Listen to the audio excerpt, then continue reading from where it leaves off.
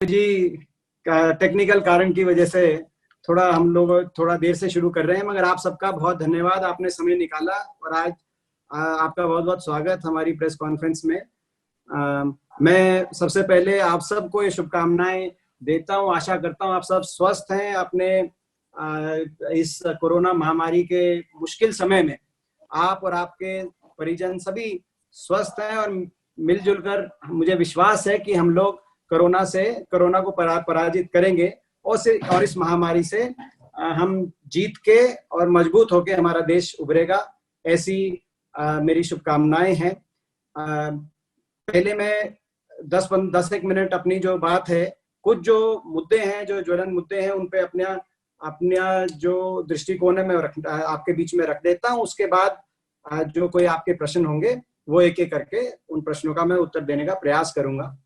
सबसे पहले अपनी बात रखने से पहले एक और बात, बतौर राज्यसभा सांसद ये मैं समझता हूँ कि पहली प्रेस वार्ता है, क्योंकि पहली जो थी वो तो जिस दिन इलेक्शन हुआ था उस दिन चुनाव के नतीजों को लेके थी, उसी समय तो पहली प्रेस वार्ता। तो उस संदर्भ में भी, क्योंकि मैं हरियाणा से लोकसभा और राज्यसभा दोनों मिलाकर विपक्ष का अकेला सांसद हूं, तो उस संदर्भ में भी मैं आप सबको का बहुत बहुत धन्यवाद करता हूं कि आप विपक्ष की आप आवाज जो है आप लोगों तक पहुंचाने में मददगार होंगे, सारे प्रेस के हमारे साथी।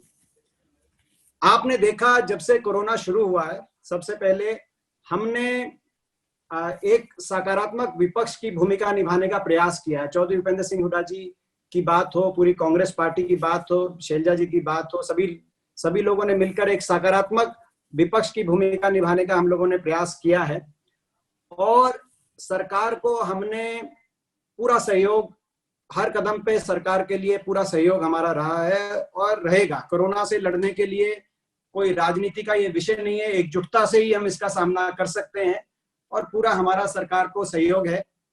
मगर सहयोग का अर्थ ये नहीं है कि हम सरकार अपनी भूमिका में है, विपक्ष अपनी भूमिका में रहता है। तो सकारात्मक विपक्ष की भूमिका में ये भी जिम्मेदारी हमारी है कि यदि कोई किसी वर्ग की आवाज सरकार के कानों तक नहीं पहुंच रही तो हम वो बात पहुंचाएं सरकार के कानों तक। और यद्यपि अगर सरकार कोई जन विरोधी कदम उठाने की तरफ बढ़ती है या कुछ गलत होता है सरकार की कार्यप्रणाली में, तो हम वो बात भी सकारात्मक रूप में सरकार तक पहुंचाएं और लोगों तक पहुंचाएं, ताकि सरकार पे वो प्रेशर रहे, ताकि सरकार उन वर्गों के हितों में फैसला करे और कोई गलत काम होता है तो उस पे सरकार को उस पे कहीं ना कहीं सरकार की जवाबदेही तय हो। तो ये हमारी भूमिका रही है। हमने समय समय पे हर वर्ग की आवाज उठाई है और आज भी मैं अलग अलग वर्गों की बात आपके बीच में रखना चाहता हूं जो आज के दिन इस सरकार की कार्यशैली से प्रभावित है। सबसे पहले तो मैं समझता हूं किसान भाइयों की बात मैं आपके बीच में रखता हूं। आपने देखा बारी बारी कहा कि जो गेहूं की पूरी खरीद की व्यवस्था थी वो सरकार उसके लिए तैयारी करे। महामारी का समय है और कहीं ना कहीं पुरानी प्रणाली के आधार पर किसानों को, किसान संगठनों को, आढ़तियों को विश्वास में लेकर जल्दी से जल्दी प्रक्रिया पूरी की जाए, ये समय है आपदा का। मगर सरकार के कानों तक वो बात सही से नहीं पहुंची। सरकार ने नई प्रणाली अपनाई। बहरहाल जो जिस बात का हम चेता रहे थे, जिस बात को लेके कि इस प्रणाली से ठीक है आप इस तरफ बढ़ रहे हैं मगर खरीद प्रक्रिया कहीं बहुत धीमी ना हो जाए, वो बात सच साबित हुई। आज ना सिर्फ हरियाणा खरीद में देश में सबसे धीमी खरीद हरियाणा में हुई है पूरे देश में, और पूरी खरीद अभी हुई भी नहीं। और खरीद के बाद उठान, 3 चीजें होती हैं, खरीद, उठान और भुगतान। उठान भी हरियाणा के अंदर एक रिकॉर्ड स्लो स्पीड से उठान हो रहा है और भुगतान का तो आप जो है आपके सामने है कि पूरे प्रदेश में किसान आज परेशान है कि भुगतान किसान का सही से हो नहीं रहा। मैं आपको 2-3 आंकड़े दूं इस विषय में। जहां तक खरीद की बात है, अभी तक 65 लाख टन की खरीद हुई। टारगेट इन्होंने रखा है 75 लाख टन, जो कि कम है क्योंकि पिछले साल 94 लाख टन की खरीद हरियाणा में हुई थी गेहूं की, और इस साल की संभावित जो प्रोडक्शन थी वो कहीं ना कहीं 120 लाख टन तक अनुमानित थी। तो कहीं ना कहीं पिछले साल से भी ज्यादा खरीद होने की आशा की जा रही थी इस सीजन के शुरू में, मगर सरकार ने टारगेट 75 रखा और जिसमें से भी 65 लाख टन की खरीद हुई है, जिसका उठान, जिसमें से केवल 37 लाख टन का उठान हुआ है।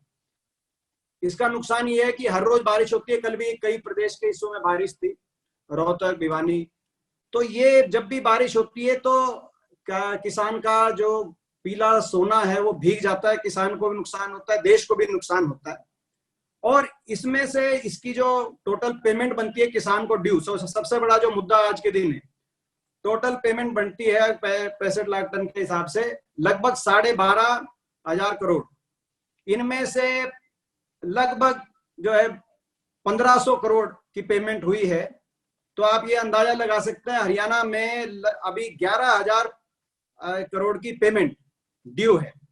और ड्यू तब है जब किसान को ये विश्वास में लिया गया, कहा गया कि 72 घंटे के अंदर पेमेंट कर दी जाएगी, और आढ़तियों को भी विश्वास में लिया गया कि 72 घंटों के अंदर पेमेंट की थी। सरकार ने शुरू में तो बातचीत नहीं करी, उलझा के रख दिया, सारी मंडियों में हड़ताल वगैरह हुई, आपको पता है। आखिर में इसे सुलझाया। इसके सही कॉन्ट्रास्ट में आप पंजाब देखो, पंजाब में सारी खरीद हो चुकी है, लगभग सारी पेमेंट हो चुकी है, और शुरू से ही सबके साथ समन्वय साधा गया, स्पीड से रिकॉर्ड खरीद इस बार पंजाब में, रिकॉर्ड गति से खरीद पंजाब में वहां पे कैप्टन अमरिंदर सिंह जी की सरकार ने करके दिखाई है। तो हरियाणा में किसान पे भी आज दिक्कत है। एक महीना हो गया, 72 घंटे का वायदा था पेमेंट का, आज एक महीना हो गया कई जगह। और हर रोज हमारे पास टेलीफोन और मैसेज आते हैं। कल भी मैं उदाहरण दूं, मैंने अपने फेसबुक पे डाला कि भाई मैं प्रेस कॉन्फ्रेंस कर रहा हूं, प्रदेश के लोगों, कोई अगर बात आप आप चाहते हैं कि मैं उठाऊं, कम से कम 500 मैसेज, आप जा सकते हो फेसबुक पे, लाइव ही है, तो 500 के लगभग मैसेज फेसबुक और ट्विटर पे ऐसे आए किसान, एक अलग अलग मंडियों से, जो है किसानों के, किसान संगठनों के, कि जी हमारी पेमेंट नहीं हुई, एक महीना हो गया, हम घर कैसा चलाएंगे। तो पेमेंट सरकार को मैं एक और कहना चाहता हूँ, एक बार फिर आपने हमारी एक नहीं सुनी गेहूं के मामले में, मगर अब पेमेंट के मामले में और देरी ना करें, किसान का जो है संयम का और इम्तिहान ना लें। ये एक चोट मारी सरकार ने, मगर दूसरी, इस दौरान एक दूसरी चोट भी मार दी।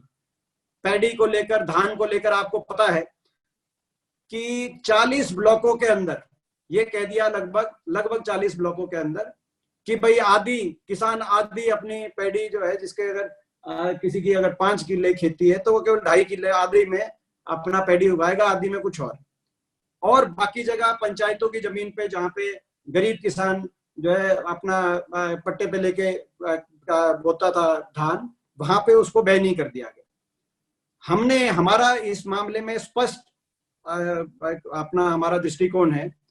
देखिए, सरकार कह रही है, मुख्यमंत्री जी कह रहे हैं, उप मुख्यमंत्री जी की भी स्टेटमेंट मैंने देखी कि भाई जल अगली पीढ़ी के लिए जो है विपक्ष को चिंता नहीं है, जल की चिंता नहीं। देखिए, जल की जहां तक बात है, जल संरक्षण की सबको चिंता है, इसमें कोई दो राय नहीं है। सबसे ज्यादा काम हमारे समय में हुआ था जल संरक्षण को लेकर, जब हमारी सरकार थी हरियाणा में। मगर ये समय प्रयोग करने का समय नहीं है, किसान को और मुश्किल में डालने का समय नहीं। और किसान से भी बड़ी बात, आज के दिन आप देखो, मैन्युफैक्चरिंग और सर्विसेज सेक्टर कोलैप्स हो गए। तो अर्थव्यवस्था को एग्रीकल्चर, तीन सेक्टर हैं जो एग्रीकल्चर को ड्राइव करते हैं, एग्रीकल्चर, मैन्युफैक्चरिंग सेक्टर और सर्विसेज। एग्रीकल्चर प्रोडक्शन जब तक नहीं बढ़ेगी तब तक हमारी अर्थव्यवस्था को सबसे बड़ा सहारा नहीं मिल सकता। एग्रीकल्चर ही दे रहा है, इस बार भी दिया, गेहूं में भी, और धान में भी। हरियाणा के बाद मौका है देश के पास कि धान की प्रोडक्शन ज्यादा की जाए, ताकि अर्थव्यवस्था पे और चोट ना पड़े, किसान पे और चोट ना पड़े। किसान क्या उगाएगा? मक्का बोल रहे हैं, मक्का थोड़ी होगा कुरुक्षेत्र के अंदर, आप कैथल के अंदर आप जाके देखें तो। और क्या कह रहे हैं कि भाई हम जो है 7,000 प्रति एकड़ मेरा जल मेरी विरासत की स्कीम में देंगे। किसान का विश्वास इस पर नहीं बनेगा, क्योंकि पिछली बार भी इन्होंने ये स्कीम लेके आए थे जिसका नाम रखा था कि जल ही जीवन है। 2,000 रुपए की उस समय प्रति एकड़ की बात की थी, वो किसान को भुगतान हुआ नहीं। जब पिछली बार नहीं हुआ, इस बार अभी गेहूं का भुगतान नहीं हुआ, धान के सीजन का जो मुआवजा मिलना था, जहाँ पे कहते हैं जो खराब हो गई थी फसल, आपका धान के सीजन में, उसका अभी तक मुआवजे की बाट किसान देख रहा है। गन्ने की पेमेंट नहीं हुई अभी तक, जो है आप देखिए किसान के लिए जितने भी जो है शुगर मिल है उनको लेकर। तो अब ये सरकार पे विश्वास कैसे बनेगा किसान का? तो इसका सरकार को हम आप लोगों के माध्यम से समय से, जैसे गेहूं में हमने समय से चेताया था कि भाई आप बैठ के बात करके समन्वय बना दो, अभी प्रयोग मत करो। हम धान में भी, पैडी में भी हम यही कहना चाहते हैं, पहली बात। दूसरी बात, जो उप मुख्यमंत्री ने और मुख्यमंत्री जी ने कहा कि भाई जल का संरक्षण, अगर जल के संरक्षण की इन लोगों को इतनी चिंता है तो जो दादूपुर नलवी नहर हमने इन्हीं ब्लॉकों के लिए, उत्तर हरियाणा के ब्लैक जोन के ब्लॉकों के लिए जो चौधरी भूपेंद्र सिंह हुड्डा जी के नेतृत्व में दादूपुर नलवी नहर का जो प्रावधान किया गया था उसको इन्होंने रद्द क्यों किया? पहली सरकार है जिन्होंने नई नहर बनाने के लिए उसको रद्द किया, और वो तो केवल और केवल वो जो बनाई गई थी वो वाटर रिचार्ज के लिए, आपको पता है वो चैनल बना था दादूपुर नलवी का, केवल इन्होंने उस समय जो कि भाई मुआवजा किसान को ना देना पड़े इसीलिए रद्द कर दी।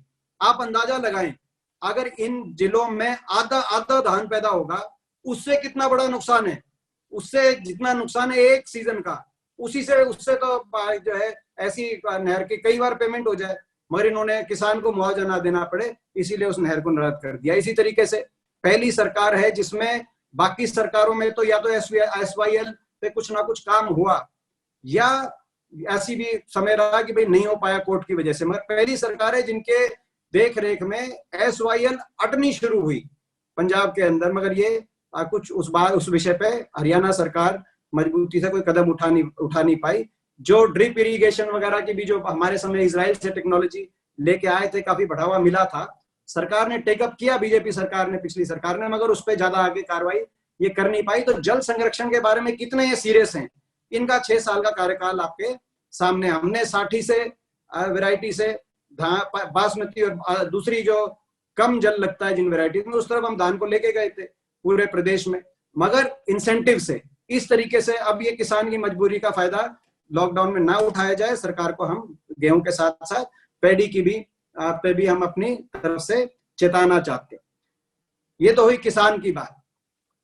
इसके साथ एक और 2-3 और जो वर्ग हैं जो बड़े प्रभावित हुए हैं लॉकडाउन में, एक है अपने वर्कर्स, श्रमिक कामगार, माइग्रेंट वर्कर्स भी हैं जिसमें हरियाणा के नागरिक भी शामिल। सबसे पहले तो माइग्रेंट वर्कर्स को लेकर इतनी बड़ा जो पूरे देश के अंदर एक मानवता का जो है क्राइसिस उत्पन्न हो गया, उसको लेकर हमारी गहरी चिंता है। आज भी अखबारों में ये आया हुआ है कि जो है कई अखबार मैंने पढ़े कि 8 लाख लोगों ने रजिस्टर किया जो हरियाणा से जाना चाहते हैं, जिसमें से 1 लाख चले गए, 7 लाख अभी बाट देख रहे हैं। इसके अलावा बहुत लाखों की तादाद में बिना रजिस्ट्रेशन करे अलग अलग रस्तों से वो अपने पैदल और अन्य साधनों से, क्योंकि एक और आज अखबार में खबर ये है कि क्योंकि इसमें इंतजार नहीं कर रहे हो श्रमिक ट्रेनों का, वे बस ट्रकों को 1-1, 2-2 लाख देकर जो है अपना सारी जमा पूंजी देकर माइग्रेंट वर्कर जाने पे मजबूर हो रहे हैं। तो सरकार सोचे कि कितनी बड़ी जो है क्यों ये माइग्रेंट वर्कर्स जा रहे हैं, इसको लेकर क्या किया जा सकता है। सबसे बड़ा जो कारण मैं बताता हूं आपको, एक जो है एक राशन की बात तो है ही, मगर सबसे बड़ा जो कारण है इनको सैलरी नहीं मिल रही। आप फरीदाबाद में, गुड़गांव में, सारी जगह पता करें। हालांकि मिनिस्ट्री ऑफ होम अफेयर्स ने 3 फरवरी को आदेश निकाले थे, भारत सरकार गृह मंत्रालय ने, कि कोई भी दुकानदार, कोई भी छोटा मध्यम उद्योग किसी भी वर्कर की सैलरी नहीं रोकेगा, देगा। मगर सरकार, हरियाणा सरकार उसको लागू करने में सफल नहीं हुई। इसमें 2 पहलू हैं, उन लोगों को भी, दुकानदारों को भी, छोटे मधु जो लघु उद्योग है उनको भी राहत देने की जरूरत है, क्योंकि उनके पास भी कोई सेल तो हुई नहीं पिछले 2-3 महीने से। मगर जो है उसके साथ साथ उसका प्रभाव ये पड़ा क्योंकि उनको सैलरी, बहुतों को चाहे आदेश हैं मगर उसके आदेशों के पालन नहीं हो रहे, सैलरी या तो मिल नहीं रही या डेफर कह दिया गया आगे देंगे। तो उनका विश्वास, उनकी आशा जो थी कि भैया दोबारा से इकोनॉमी शुरू होगी, इकोनॉमिक एक्टिविटी, वो कम हो गई। इसीलिए वो जाने पे मजबूर हैं। केवल राशन और भोजन की आवश्यकता नहीं है। दूसरी बात, राशन और भोजन की बात भी आपको बताएं, अब सरकार कह रही है कि 3500 करोड़ हमने देश में दिया है राशन के लिए, माइग्रेंट के लिए। 3500 करोड़ से ज्यादा तो आप खुद ही अंदाजा लगाएं। कल ये निर्मला सीतारमण जी की आई प्रेस कॉन्फ्रेंस की 3500 करोड़ जो है ये माइग्रेंट्स के लिए, राशन के लिए 2 महीने का हम राशन जो फ्री देंगे, अपना फूड ग्रेन्स वगैरह। 3500 करोड़ से ज्यादा तो मैं समझता हूँ हरियाणा में ही बट गया पिछले 3 महीने में। आप अंदाजा लगाएं गुड़गांव के अंदर कितने 100 करोड़ का बट रहा है, फरीदाबाद के अंदर, और सरकार नहीं बांट रही, ये स्वयं सेवी संस्थान और इंडिविजुअल बांट रहे हैं। तो ये मैं समझता हूँ कि ये जस्टिस नहीं है गरीब आदमी के साथ। उनको और उनको कहीं से राहत नहीं मिली, इसीलिए वो जाने पे मजबूर हैं। इस पलायन को रोके सरकार, और रोकने का कारण का एक ही तरीका है, उनका विश्वास बने, उनको कहीं ना कहीं राहत मिले, उनका विश्वास बने। इससे जुड़ी बात एमएसएमई की है कि उनको राहत तब मिलेगी जब उनके एम्प्लॉयर हैं वो उनको कुछ ना कुछ तनख्वाह देंगे, वो तनख्वाह देने में सक्षम हो। इसीलिए उनको भी कुछ ना कुछ सरकार की तरफ से राहत की उम्मीद थी, मगर भारत सरकार ना हरियाणा सरकार कोई राहत नहीं मिली, जिसकी वजह से आज त्रस्त है। तो मेरी मांग है छोटे दुकानदारों के लिए, तो श्रमिक का एक वर्ग, किसान हो गया, श्रमिक हो गया, अब छोटे दुकानदारों की मैं बात करूं, दुकानदारों की, छोटा और मध्यम लघु जो उद्योग चलाते हैं, उन लोगों की जो फैक्ट्री मालिक है हरियाणा के अंदर, स्मॉल एंड मीडियम के। देखिए ये जो पूरा वर्ग है पिछले 3 महीने से बिना सेल के इनको अपनी इलेक्ट्रिसिटी का मिनिमम जो है वो बिल आए हुए हैं वो देने पड़ेंगे। अपना रेंट है, कहीं दुकानदार का रेंट है, कहीं जो है मार्केटिंग कमेटी की दुकान है, कहीं म्युनिसिपल कमेटी, म्युनिसिपल कॉर्पोरेशन की दुकान, नगर निगमों की दुकान है, वक्फ बोर्ड पे दुकान बनी हुई है, वहां पे उनको अपना जो है कहीं ना कहीं जो अपने रेंट देने पे भी वो मजबूर हैं। जो उनके साथ श्रमिक लगे हुए हैं उनकी सैलरी देने पे भी वो बाध्य हैं सरकार के आदेश अनुसार। हालांकि जैसे मैंने कहा कि बहुत जगह इसका पालन वे करने में सक्षम नहीं हो पाए, जिससे आज ये क्राइसिस क्रिएट हो गया। अपने जो उन्होंने लोन ले रखे हैं उन पे उनको अपनी पेमेंट भी करनी है, इंटरेस्ट भी करनी है, तो उनको कोई राहत नहीं मिली। निर्मला सीतारमण जी ने भी जो ये कहा कि भाई 3 लाख करोड़ का वो कर्जा ले सकते हैं अपना एमएसएमई सेक्टर, बैकबोन है इंडियन इकोनॉमी की, तो वो भी आपने देखा कि उससे केवल कर्जा लेने की बात नहीं है, राहत की बात है। ये जो 3 महीने इनका कुछ हुआ नहीं, आज ये परेशानी में है। इसीलिए मैं सरकार से मांग करता हूं, ये बात पूरे प्रदेश से हमारे पास आई है कि इस बात को आपको उठाना है, तो मैं सरकार से मांग करता हूं कि जो ये छोटे दुकानदार और ये जो फैक्ट्री मालिक हैं छोटे, इनको राहत दी जाए। 3 महीने की जो बिजली का इनका जो है उसमें 300 यूनिट तक इनको फ्री की जाए, बाकी जो राहत दे सकते हैं। जो किराया है, जहाँ पे सरकारी जो है अपना मार्केटिंग कमेटी या म्युनिसिपल कॉर्पोरेशन वक्फ बोर्ड को किराया लेना है, उस किराए में जो है इनको छूट दी जाए, क्योंकि अभी कुछ सेल है नहीं। इंटरेस्ट जो लोन है इनका, उस पे इंटरेस्ट पूरा माफ किया जाए कम से कम इस पीरियड का, और बाकी भी कोई ना कोई पैकेज इनके लिए लिया जाए। जो भारत सरकार ने कहा था शुरू में पैकेज, तब हमें उम्मीद थी कि कोई पैकेज आएगा, पैकेज तो कोई आया नहीं। तो अभी तो केवल जो है एक मैं समझता हूँ लोन की बातें आई हैं कि लोन की टर्म्स बता रही है भारत सरकार, पैकेज की हम इंतजार कर रहे हैं, मगर पैकेज अभी आया नहीं। इनको कुछ ना कुछ पैकेज देना बहुत जरूरी है। देश की अर्थव्यवस्था की रीढ़ की हड्डी है, ये इनको नुकसान हुआ तो पूरे देश को नुकसान हो।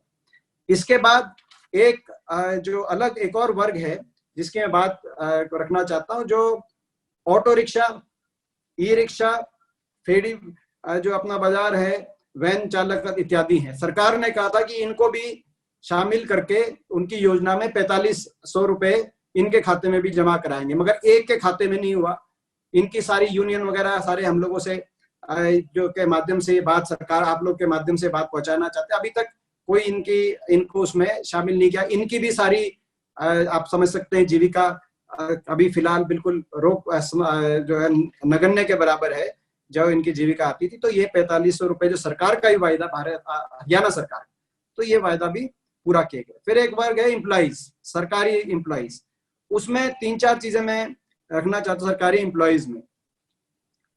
पहली बात तो जो कोरोना के वॉरियर्स हैं, मेडिकल स्टाफ, उनके साथ साथ जो असेंशियल सर्विसेज के बाकी हैं, चाहे सफाई कर्मचारी हैं, पुलिस कर्मी हैं, अब बसें चलेंगी तो रोडवेज के ड्राइवर, कंडक्टर हैं, टूरिज्म के हमारे जो एम्प्लॉइज हैं, क्योंकि अब टूरिज्म के सेंटर्स को क्वारंटीन सेंटर्स घोषित कर दिया गया बहुत सी जगह। डिपो होल्डर हैं क्योंकि वो राशन बांटने का काम उनका जो तो इन एम्प्लॉयज के लिए भी सुविधाएं जो है बढ़ाई जाए सरकार की तरफ से। जैसे कोरोना वॉरियर्स के लिए तो डबल जैसे सैलरी करने की बात थी, बीमे की बात है कि अगर कोई इससे संक्रमण में आता है कोरोना से, तो ये जो सारे लगे हुए हैं इनके लिए भी ये सारी जो है सुविधाएं इन वर्गों तक भी पहुंचाई जाए। हो रहा विपरीत है, डिपो होल्डर का कमीशन नहीं मिला फरवरी से हरियाणा में, जबकि आज के दिन राशन बांटने का कितना बड़ा मुद्दा है आप समझ सकते हैं। टूरिज्म में इन्होंने कल आदेश निकाल दिए, सारे कच्चे टूरिज्म के जो कच्चे कर्मचारी थे उनको हटा रहे हैं पूरे हरियाणा।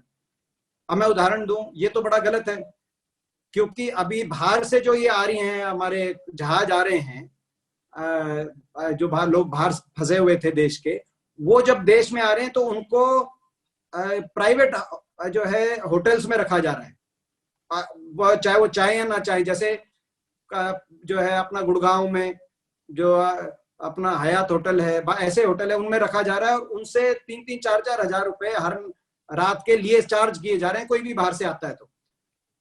अब हमारे और दूसरी तरफ टूरिज्म वाले जो हैं वो क्वारंटीन के सेंटर तो डिक्लेयर है, मगर उसमें कोई है नहीं और कच्चे कर्मचारियों को निकाल रही है सरकार। तो ये अभी कर्मचारियों की छटनी करने का समय नहीं है, अभी लोगों को सहारा देने का समय है, लोगों को बेसहारा करने का ये समय नहीं है। तो ये जो कच्चे कर्मचारियों को टूरिज्म विभाग ने कल निकाला है, इस पे हम कड़ा विरोध प्रकट करते हैं। किसी भी कर्मचारी को इस समय छटनी नहीं किया जाए। दूसरी, बहुत से ऐसे हैं जो चयनित हो गए हैं, उनकी ज्वाइनिंग संस्कृत के जैसे टीचर वगैरह, उनकी ज्वाइनिंग करी जाए। कई रिजल्ट पेंडिंग है अभी, क्योंकि एसएस कमीशन चल रहा है, तो जैसे जेई के, सिविल के बहुत हजारों बच्चों ने वो इम्तिहान वगैरह सबकी पूरी प्रक्रिया हो चुकी है, रिजल्ट आना बाकी था, तो उनके भी रिजल्ट आई जाए। और इसीलिए हरियाणा कर्मचारियों की तरफ विशेष ध्यान दिया जाए। बीच में एक बात आई थी कि हम नई भर्ती नहीं निकालेंगे, उस पर भी हमने उस समय भी कड़ा विरोध किया था। आज भी हम कहते हैं कि ये कोरोना के समय सरकारी एम्प्लॉइज लोगों के रक्षक के रूप में सामने आए हैं, तो उनकी एक भूमिका है। उन्होंने अपनी जान की परवाह ना करते हुए अलग अलग महकमे के एम्प्लॉइज ने असेंशियल सर्विसेज को प्रदेश में सुचारू रूप से जारी रखने में अपना योगदान दिया है। तो ये भर्ती की, सरकारी एम्प्लॉइज की जो फ्रीज की बात है, इस पे सरकार को पुनर्विचार विचार करना होगा। मैं ऐसा विश्वास सरकार की तरफ से उन्होंने कहा भी है, तो हम उम्मीद करते हैं कि भर्ती की प्रक्रिया भी चलती रहेगी, रिजल्ट भी आएंगे। आखिरी एक वर्ग जो आपके बीच में मैं जिसकी बात रखता हूं, वो है स्टूडेंट्स का, छात्र। देखो, छात्र में स्कूल और कॉलेज, तो पहले बात जो स्कूली बच्चे हैं, हमने शुरू में एक बात की थी कि फीस में कहीं ना कहीं एक रियायत होनी चाहिए जो प्राइवेट स्कूल्स हैं, और वो रियायत मगर इस अनुपात में हो कि प्राइवेट स्कूल भी, क्योंकि उनके भी कुछ खर्चे ऐसे हैं जो उनको जो है मिनिमम खर्चे, तो जो उनका स्टाफ है इत्यादि, तो कुछ रियायत हो और कुछ सरकार की तरफ से उन प्राइवेट स्कूल वालों को वो रियायत मिले, ताकि वो ना प्राइवेट स्कूल ना उनके जो सारे टीचर्स और सारे उनका स्टाफ है वो भी अफेक्टेड ना हो, मगर जो है पूरा जो वर्ग है, जो मध्यम वर्ग जिनके बच्चे स्कूलों में जा रहे हैं, उनको कुछ ना कुछ राहत मिले, क्योंकि आज के दिन सारे प्रभावित हैं। उसके साथ साथ कॉलेज की जहां तक बात है, कॉलेज में हमारी मांग है कि फीस में रियायत के साथ कॉलेज स्टूडेंट्स को अगले वर्ष प्रमोट करने के लिए तुरंत सरकार नीतिगत जो है नीतियां हैं वो लेके आए। फर्स्ट ईयर को सेकंड ईयर को थर्ड ईयर, और फाइनल ईयर वालों को भी कोई ना कोई इस तरीके का तरीका निकाले, ऑनलाइन कोई अपना सबमिशंस का या जो भी है कोई प्रक्रिया और तरीका निकाले, यूजीसी भी निकाले और हरियाणा सरकार भी इस विषय पे इसको उठाए, ताकि जो एक अनिश्चितता है स्टूडेंट्स के, छात्रों छात्राओं के माइंड में, वो अनिश्चितता तुरंत दूर हो सके। दूसरी बात, एडमिशन की, अगले साल के एडमिशन की प्रोसेस जून से शुरू हो जाती है, तो अभी से ऑनलाइन प्रोसेस सरकार प्रक्रिया, हम अभी से शुरू में आगाह कर रहे हैं सरकार को, ऑनलाइन प्रोसेस सरकार आउटलाइन कर दे, ताकि ऑनलाइन रूप में ये प्रोसेस, पूरी प्रक्रिया संपन्न की जा सके। बहुत जगह की जा रही है, ये मौका है एजुकेशन के बारे में चिंतन करके उसको नेक्स्ट लेवल पे लेके जाने का एक मौका है हमारी हरियाणा सरकार के पास। इस एजुकेशन महकमे को सरकार थोड़ा सा गंभीरता से ले। आखिरी बात जो आपने एक देखा, लिकर और शराब के घोटाले के विषय में, मैं इस पे ये कहना चाहता हूं, बड़ा दुर्भाग्य है कि हरियाणा के अंदर बारी बारी शराब के विषय में हरियाणा का नाम पूरे देश में इस तरह से आता है। शुरू में ये आया कि हरियाणा के आखिरी प्रदेश था जो सरकार जहां पे चाह रही थी कि भाई शराब की बिक्री चालू रहे। फिर भारत सरकार को आदेश निकालने पड़े कि नहीं, जो है लॉकडाउन के अंदर ये खतरनाक हो सकता है, सारे प्रदेश बंद करें। उस समय हरियाणा अकेला प्रदेश था जहां बिक्री जो है चल रही थी। उसके बाद जब बंद हुआ पूरे लॉकडाउन के बीच में, उस दौरान हमने देखा हर जिले में हमारे पास रिपोर्ट आई, आप लोग के पास भी आई, कि होम डिलीवरी चल रही है और जो है शराब का जो है गैर कानूनी तरीके से लोगों तक पहुंच रही है। अभी कुछ पिछले 4-5 दिनों में बड़े खुलासे हुए, बहुत लोगों को गिरफ्तार भी किया गया। गृह मंत्री जी की इसमें स्टेटमेंट आई कि एक्साइज महकमा पूरी तरह इसमें अगर नहीं शामिल है तो ये संभव नहीं हो सकता। और कई बाकी और भी बड़ी मैं समझता हूं कि चिंता वाली रिपोर्ट्स आई कि एक्साइज महकमा पासेस दे रहा था इस दौरान। जो स्टॉक्स थे, जो शराब के, उन स्टॉक्स में बड़ी भारी अनियमितता है। इस सब को देखकर उन्होंने एक इंक्वायरी टीम का गठन किया है। अब ये इंक्वायरी टीम पे कैसे विश्वास बनेगा, वो आप लोग मेरे से ज्यादा समझदार हैं। जब गृह मंत्री ये कह रहे हैं कि एक्साइज महकमा पूरा इन्वॉल्व है, बड़े बड़े लोगों का जो नाम इसमें सामने आ रहा है, जो कुछ लोग राजनीतिक पृष्ठभूमि के भी हैं, उन तक इसकी आज पहुंची है, तो ऐसे समय में कैसी इंक्वायरी हो कि लोगों का विश्वास बने। इस तरह का घोटाला नहीं होना चाहिए था, ये समय नहीं था घोटालों को अंजाम देने का। ये समय तो सबको मिलजुल कर कोरोना से लड़ने का समय था। बड़ा दुर्भाग्य, हमें दुख है और दुख के साथ हम इनको ये कहना पड़ रहा है कि ये सरकार इस बात को सीरियस ले और इंक्वायरी ऐसी बने जो पहले का एसआईटी गठित करेंगे। एसआईटी तो गठित की नहीं गई, इंक्वायरी हो रही है।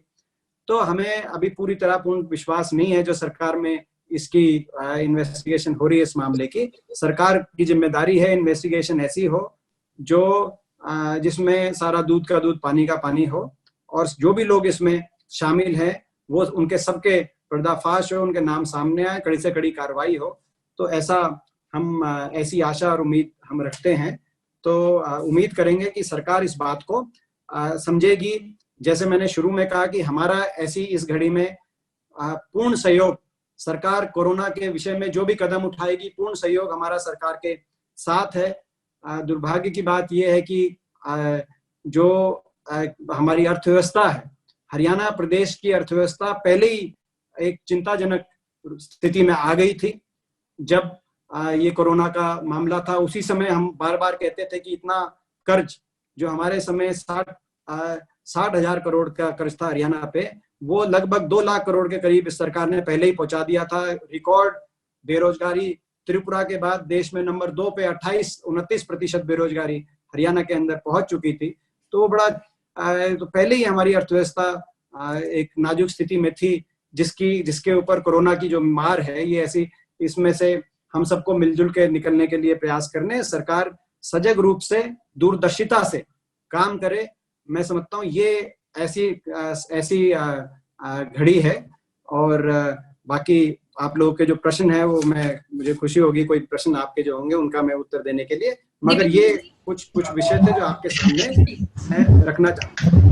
तो पहला सवाल ये है, मैं राजन हूँ और मेरा सवाल ये है, मेरा भी एक सवाल है कि एक करके साथी एक करके मेरा एक सुझाव है।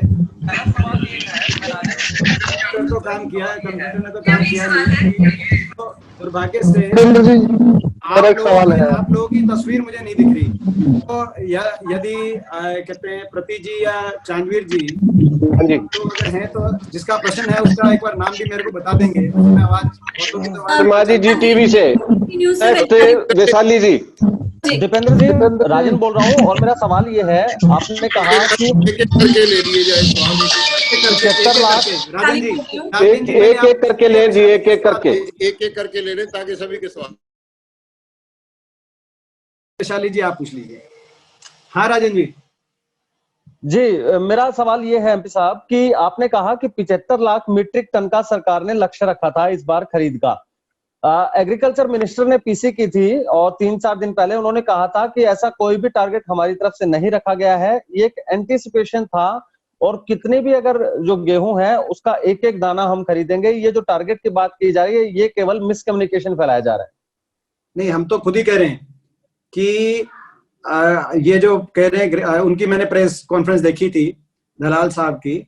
उस प्रेस कॉन्फ्रेंस में भी उन्होंने ये कहा था कि भाई हमने अप्रैल तक की पेमेंट करी है और 62 लाख टन की हमने पेमेंट करी है। तो हम तो खुद ही कह रहे हैं 75 लाख टन का जो ये टारगेट वाली बात है ये व्यवहारिक नहीं है। पिछले साल 94 लाख टन की खरीद हुई हरियाणा में। इस साल बम्पर क्रॉप है, पिछली बार बम्पर क्रॉप नहीं थी, तो इस बार बम्पर क्रॉप है। उम्मीद थी कि जैसे पंजाब में पैदावार बढ़ी है, वहां 10% ज्यादा खरीद हुई है पिछले साल से, बाकी प्रदेशों में बढ़ी है, तो हरियाणा में भी कम से कम जो है 8-10% तो कम बढ़ाकर खरीदेंगे। मगर जो है इन्होंने बढ़ाने की बजाय उसको कम कर दिया। कम करने के अलावा पेमेंट करी नहीं। जो मुख्य मुद्दा आज के दिन आप किसी से भी आप पूछें, 1 महीना 72 घंटे की बात थी। कभी ऐसा नहीं हुआ हरियाणा के इतिहास में, खरीद के इतिहास में कभी ऐसा नहीं हुआ कि इतना लंबा समय इंतजार करना पड़े। और वो मार इन्होंने तब मारी है जब कोरोना की वजह से पहले ही किसान और जो है व्यापारी है, जो आड़ती है, वो प्रभावित है। आप जाके पूछो मंडियों में या गांव में किसान से पूछो कि उनका क्या नहीं, करना पड़ रहा है। सॉरी मैं इंटरप्ट कर रहा हूँ आपको, लेकिन वो कह रहे हैं कि कोई ऐसा टारगेट था ही नहीं, ये सिर्फ एक एंटीसिपेशन था कि पड़ोसी राज्यों से गेहूं नहीं आ पाएंगे, फसल नहीं आ पाएगी। ये एंटीसिपेशन था, कोई टारगेट नहीं था हमारा। नहीं, तो मैं उनकी बात को ही कह रहा हूँ ना कि ठीक है कोई टारगेट नहीं था। हम तो खुद ही उस टारगेट को गलत मानते हैं। टारगेट होना भी नहीं चाहिए। जितना किसान ने पैदा किया सारा लोग हमारी तो, क्योंकि आपने खुद ही कहा था एक एक दाना खरीदेंगे, 72 घंटे में पेमेंट कराएंगे। हम तो खुद ही कह रहे हैं कि जब किसान की अनुमानित प्रोडक्शन इस साल 120 लाख टन बता रहे हरियाणा में, कुछ किसान अपने पास रखता है क्योंकि वैसे 133 लाख टन है, मगर कुछ किसान अपने पास रखता है, तो उसमें से जितना किसान बेचना चाहे आप खरीदो और उसकी पेमेंट करो। हम भी ये कह रहे हैं। कृषि मंत्री दीपेंद्र जी, हाँ जी, हाँ दीपेंद्र जी, हाँ जी, दीपेंद्र जी, मैं राम सिंह दीपेंद्र जी, मेरा एक सवाल। हाँ राम सिंह जी, हाँ राम सिंह बराड़ बोल रहा हूँ। मेरा एक सवाल आपसे। हाँ जी बराड़ साहब। हाँ, ऐसा है कि जैसे आपने जो श्रमिक हैं, जो हमारे कामगार हैं, उनकी बात की, उसमें 2 बातें जुड़ी हुई हैं। हमारी चाहे छोटी इंडस्ट्री है चाहे बड़ी इंडस्ट्री है, उसमें भी ये जो श्रमिक हैं ये काम करते हैं बड़ी तादाद में। और हरियाणा की खेती में पिछले कुछ सालों से हमारी लोकल लेबर की बजाय जो बाहर की लेबर है, चाहे वो धान की बिजाई है चाहे वो गेहूं का मामला है, तो गेहूं की तो कटाई हो गई, लेकिन धान की बिजाई में भी उसका बहुत बड़ा रोल होता है। जब वो सारी की सारी लेबर बाहर जा रही है, सरकार नई शर्तें लगा रही है बिजाई को लेके, तो आगे आपको धान की बिजाई को लेके क्या लगता है कि कैसे धान की बिजाई हो पाएगी और कैसे उस लेबर के बिना, क्योंकि लोकल लेबर तो उतनी करती नहीं, बाहर की लेबर ही बिजाई करती है, और इंडस्ट्री भी लेबर के बिना कैसे चलेगी। और ये जो बाहर जा रही है धड़ाधड़ लेबर, इसको लेके कैसे ये सारा बैठ पाएगा आपस में, इनका कोऑर्डिनेशन कैसे हो पाएगा? ये राम सिंह जी आपने बड़ी व्यवहारिक बात कही है। क्योंकि देखो, वैसे तो हमारा जो किसान है वो बाहर की लेबर पे गेहूं के समय भी डिपेंड हो गया है, मगर कटाई के समय, क्योंकि मैकेनाइज्ड काफी कटाई होती है हरियाणा में, वो मंडी में, उठान में, धुलाई में ज्यादा, मगर उससे ज्यादा लेबर इंटेंसिव धान की जो है अभी बुआई जो होगी वो उससे ज्यादा लेबर इंटेंसिव है, क्योंकि सैपलिंग हम लगाते हैं। तो इसमें मैं आपकी बात से पूरी तरह सहमत हूँ। दोनों पहलुओं में ये बड़ी चिंतनीय है। जो ये पलायन हुआ है, ये हमारा मैन्युफैक्चरिंग सेक्टर, सर्विसेज सेक्टर का तो उत्पादन का जो प्रोडक्शन है उसको लेकर हमें चिंता है ही, साथ में एग्रीकल्चर सेक्टर को भी प्रभावित करेगा, कम करेगा, मगर एग्रीकल्चर सेक्टर को भी प्रभावित ये करेगा। इसमें बार बार मैं कहना चाहता हूं कि बहुत महत्वपूर्ण है कि विश्वास बने। देखो, ये श्रमिक इतने बड़े स्तर पे जो पलायन करने में मजबूर हो गए, उसके बहुत से कारण रहे, उनकी तरफ किसी ने ध्यान नहीं दिया। हमने मांग करी कि भाई इनको अपने किराया है, किराएदार जो जहाँ पे हैं, ये वहां पे राहत मिले, खाने राशन की प्रबंध हो, और सबसे बड़ी बात उनको अपनी सैलरीज की तरफ कुछ ना कुछ विश्वास बने। अगर सैलरीज का विश्वास, ये जो श्रमिक है हमारी जमीन में, हरियाणा की जमीन में, इनका भी पसीना जो है मिला हुआ है हमारे विकास में। हम जो हरियाणा यहाँ तक पहुंचा है, मेरा ये मानना है ये देश और ये हमारा प्रदेश सबका प्रदेश है। तो मैं समझता हूँ कि आज इस बात को लेकर मैं बड़ी दुख है और हरियाणा सरकार इस पे पहल करे। मैं एक छोटा सा उदाहरण आपको देता हूँ। जब ये रिलीफ कैंप सेंटर बने, जब श्रमिक जाने शुरू हुए थे 1 महीने पहले, हरियाणा सरकार ने बनाए थे, भारत सरकार ने पैसा भिजवाया था। इन रिलीफ सेंटर्स में जो है आप जाके चेक करें, इनमें कितने श्रमिक रह रहे हैं। इनमें टॉयलेट बाथरूम की व्यवस्था भी नहीं हुई ढंग से। गुड़गांव के रिलीफ सेंटर में 1500-1600 श्रमिक रह रहे हैं। तो क्या उसका ओवरऑल नंबर्स में क्या, और उनका भी खाने का प्रबंध 80% सरकार जो है 80% प्रबंध स्वयंसेवी संस्थान और जो बाकी एनजीओ वगैरह हैं या इंडिविजुअल हैं, जैसे हमने भी अपनी टीम दीपेंद्र बना रखी है, कांग्रेस अपनी तरफ से प्रयास कर रही है, कांग्रेस का जो संगठन है, यूथ कांग्रेस अलग, सेवा दल अलग, बाकी भी राजनीतिक दल प्रयास कर रहे हैं, सारे वो लोग कर रहे हैं 80% प्रबंध। सरकार की तरफ से तो प्रबंध हरियाणा में हुआ नहीं। दूसरी तरफ आप दिल्ली में देखें, दिल्ली के अंदर लाखों श्रमिकों का हर रोज दिल्ली सरकार खाना बनवा रही। तो कहीं ना कहीं हरियाणा सरकार ने इसमें हरियाणा सरकार की तरफ से किसान के साथ साथ श्रमिक के मामले में भी हरियाणा सरकार ने कोई दूरदर्शिता या कोई अच्छी मैनेजमेंट नहीं दिखाई, जिसको लेकर आज मैं अपनी अभिव्यक्ति आपके बीच में रखना चाहता हूँ। दीपेंद्र जी, एक सवाल मैं पूछा जा रहा था इधर से। एक आपने जो शुरुआत में मुद्दा उठाया, पहला जल संरक्षण से जुड़ा हुआ। दीपेंद्र जी, मैं अंकित उदानी हूँ। दीपेंद्र जी ये बताएं कि क्या हरियाणा सरकार, दीपेंद्र जी आप पूछ लीजिए। अच्छा एक बार अपना नाम दीपेंद्र जी, मेरी इसमें स्क्रीन में दीपेंद्र जी एक सवाल मैं पूछना चाह रहा हूँ, काफी देर से मैं एक सवाल पूछना चाह रहा था कि जिस तरह से अभी सरकार ने, जिस तरह से विधानसभा अध्यक्ष ने कहा कि मानसून सत्र नहीं होगा, तो उसको किस तरह से देखते हैं? क्योंकि अगर सत्र होता है, विधानसभा का सत्र होता है, तो सभी विधायक आते हैं उसके अंदर और अपने अपने सुझाव रखते हैं। तो इस कोरोना महामारी के दौरान वो सुझाव भी आते हैं और उससे कहीं ना कहीं कुछ ना कुछ आउटपुट निकलता। तो अब उसको ही निरस्त कर दिया गया है कि मानसून सत्र नहीं होगा, क्योंकि सोशल डिस्टेंसिंग, जो हवाला दिया गया है कि सोशल डिस्टेंसिंग नहीं रखी जा सकती क्योंकि विधानसभा छोटी है। तो इस फैसले को आप किस तरह से देख रहे हैं? देखिए, मैं समझता हूं कि ये फैसला लेने में सरकार सक्षम है। सरकार के पास सारी बातें हैं कि भाई क्या सारी जो हेल्थ एडवाइस भी है, ओवरऑल किस तरीके से महामारी हरियाणा के अंदर संक्रमण चल रहा है। तो जो भी सरकार का फैसला होगा, हम उसका पूरा सहयोग करेंगे। मगर साथ में मैं ये भी कहना चाहता हूं कि सरकार विपक्ष की बात और जो मीडिया, क्योंकि सब आप लोगों का मैं धन्यवाद करता हूं जो आप भी बारी बारी इस समय जान जोखिम में डालकर जो सारे प्रश्न उठा रहे हैं सरकार के सामने, सारी बात तस्वीर सामने आ रही है प्रदेश की, उसका सरकार निरंतर संज्ञान ले। मैं आपको एक जानकारी मैं बताऊं, मुख्यमंत्री जी ने एक शुरुआत करी थी जब ये कोरोना शुरू हुआ था, सारे सांसदों की बैठक, एक बैठक हुई, उस बैठक को 1.5 महीना हो गया, जिसमें विपक्ष की तो आवाज में ही था। तो उसके बाद मेरे को तो दूसरी बैठक का न्योता आया नहीं, कोई बैठक हुई कि नहीं हुई, बाकी भाजपा के सांसदों की अलग कोई बैठक हुई हो तो मेरे को जानकारी नहीं, क्योंकि ये भाजपा कांग्रेस का समय तो है नहीं। मगर वो एक बैठक हुई, उसके बाद ना तो कोरोना गया है कहीं, मगर तो सरकार संवाद रखे। राजस्थान के मुख्यमंत्री अशोक गहलोत जी ने सभी विधायकों के साथ एक जूम पे पूरे दिन उन्होंने एक बैठक ली, सबकी अपनी बातें सुनी। बाकी प्रदेशों के अंदर भी इस प्रकार से उद्धव ठाकरे जी ने भी इस प्रकार से किया है। तो हरियाणा के अंदर तो विधायकों की तो बात दूर की बात है, सांसद तो 15 ही हैं, लोकसभा राज्यसभा मिलाकर एक बैठक हुई है, तो उसके 1.5-2 महीने से कोई बैठक नहीं हुई। तो मेरा आग्रह है कि इस बात का तो हम सहयोग करेंगे जो भी सरकार फैसला लेगी, मगर सहयोग के साथ सरकार भी संवाद अपना कायम रखे।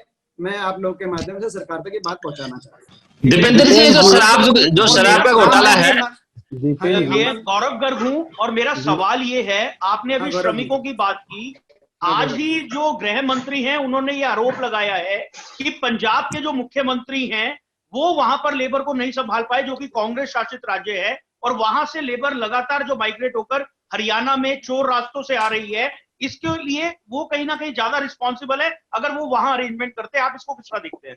नहीं गौरव जी, ये मैंने जैसे शुरू में ही कहा, कोरोना का विषय सत्ता विपक्ष कांग्रेस भाजपा मेरा तेरा विषय नहीं है, सबका सामूहिक हमारी लड़ाई है। कल आपने देखा होगा वीडियो जो सारे देश में वायरल हुआ कि अंबाला से कुछ जो श्रमिक हैं वो पैदल चल के दिल्ली पहुंचे, उन्होंने दिल्ली अपनी बात रखी मीडिया के सामने और वो वीडियो पूरे देश में वायरल हुआ। वो अंबाला तो निश्चित तौर से आप गृह मंत्री जी की बात कर रहे हैं, उन्हीं का गृह जिला है। तो इसमें इस समय समस्या सबकी है। मैं कोई इसमें ये किसी को क्लीन चिट नहीं दे रहा कि भाई कोई कांग्रेस की सरकार है तो वहां कोई जो किसी को कष्ट नहीं है। मैं जो केवल हरियाणा की बात आज आपके बीच में कर रहा हूं और मैं समझता हूं ये कोई ब्लेम गेम नहीं कर सकती सरकार। हरियाणा से जब इतने मास स्केल पे पलायन हो रहा है श्रमिकों का, उनकी तकलीफ के बारे में सरकार को ही समाधान करना पड़ेगा। यहाँ पे कोई पंजाब सरकार आके समाधान नहीं करने वाली। दीपेंद्र जी, मैं मनोज बोल रहा हूँ। हेलो, सभी सम्मानित साथियों से विनती है, एक एक करके एक प्रश्न पूछे। हाँ दीपेंद्र जी, मनोज बोल रहा हूँ। दीपेंद्र जी प्रश्न पूछे साथी। दीपेंद्र जी, सवाल मेरा ये था कि जैसे ये शराब तस्करी का जो घोटाला सामने आया है, जैसे अभी आप भी कह रहे थे इसमें, तो इसमें क्या लगता है कि इसमें कहीं ना कहीं कोई राजनीतिक संरक्षण है? अगर है तो आपको क्या लगता है कि कौन लोग हो सकते हो? देखिए, इसमें जिस प्रकार से जो सारी बात आ रही है सामने, कई राजनीतिक लोगों की गिरफ्तारियां भी हुई हैं। उसके साथ साथ गृह मंत्री जी ने भी ये बात रखी है, क्योंकि उनके गृह मंत्रालय उनके पास है, उनको ज्यादा जानकारी होगी कि पूरा एक्साइज डिपार्टमेंट इसमें शामिल है। तो उन्होंने कहा, उनके एग्जैक्ट स्टेटमेंट ये है कि एक्साइज डिपार्टमेंट पूरी तरह शामिल होने के बगैर इस तरह का घोटाला को अंजाम नहीं दिया जा सकता। तो ये सारी ये बड़ी सीरियस बात है कि पूरा एक्साइज डिपार्टमेंट को उन्होंने कटघरे में खड़ा कर दिया है। तो ये बड़ी सीरियस स्टेटमेंट है। सरकार का पूरा महकमा कैसे इन्वॉल्व हो सकता है भाई? तो उन्होंने क्यों कहा? सर एक सवाल मेरा भी, सर मैं नफ्तेश से अनुज तोमर बात कर रहा हूँ। सर नफ्तेश टीवी से अनुज तोमर बात कर रहा हूँ। सर मेरा सवाल भी एक। हाँ अनुज बताओ।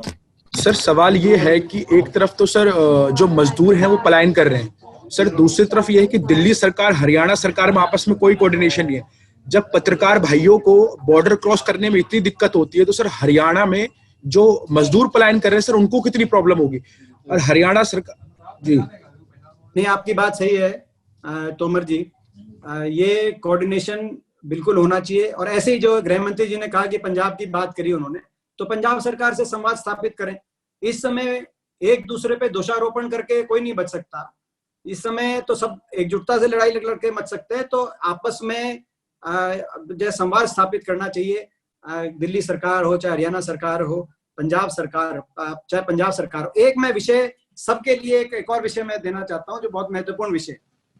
सरकार इसको माइक्रो मैनेजमेंट करने में कई पहलुओं पे सरकार कई पहलुओं को नजरअंदाज कर रही है। कोरोना को पूरे एनसीआर में जो हरियाणा की 60% आबादी है, करनाल हिसार तक मैग्नेट टाउन्स के साथ मिलाकर, मेन एक कारण इसका संक्रमण का कारण दिल्ली से कांटेक्ट है कि भाई जो दिल्ली के या तो एम्प्लॉइज हैं, और मगर उससे भी ज्यादा जो मरीज दिल्ली के अस्पतालों में इलाज कराने गए हैं वो कोरोना वापस लेके आए। दुर्भाग्य की बात यह है कि बहुत से मरीज जो कैंसर पेशेंट थे, जो किडनी के पेशेंट थे, वो डायलिसिस कराने गए, और वो सबसे ज्यादा अगर संक्रमण में सबसे ज्यादा खतरा भी उन्हीं के लिए।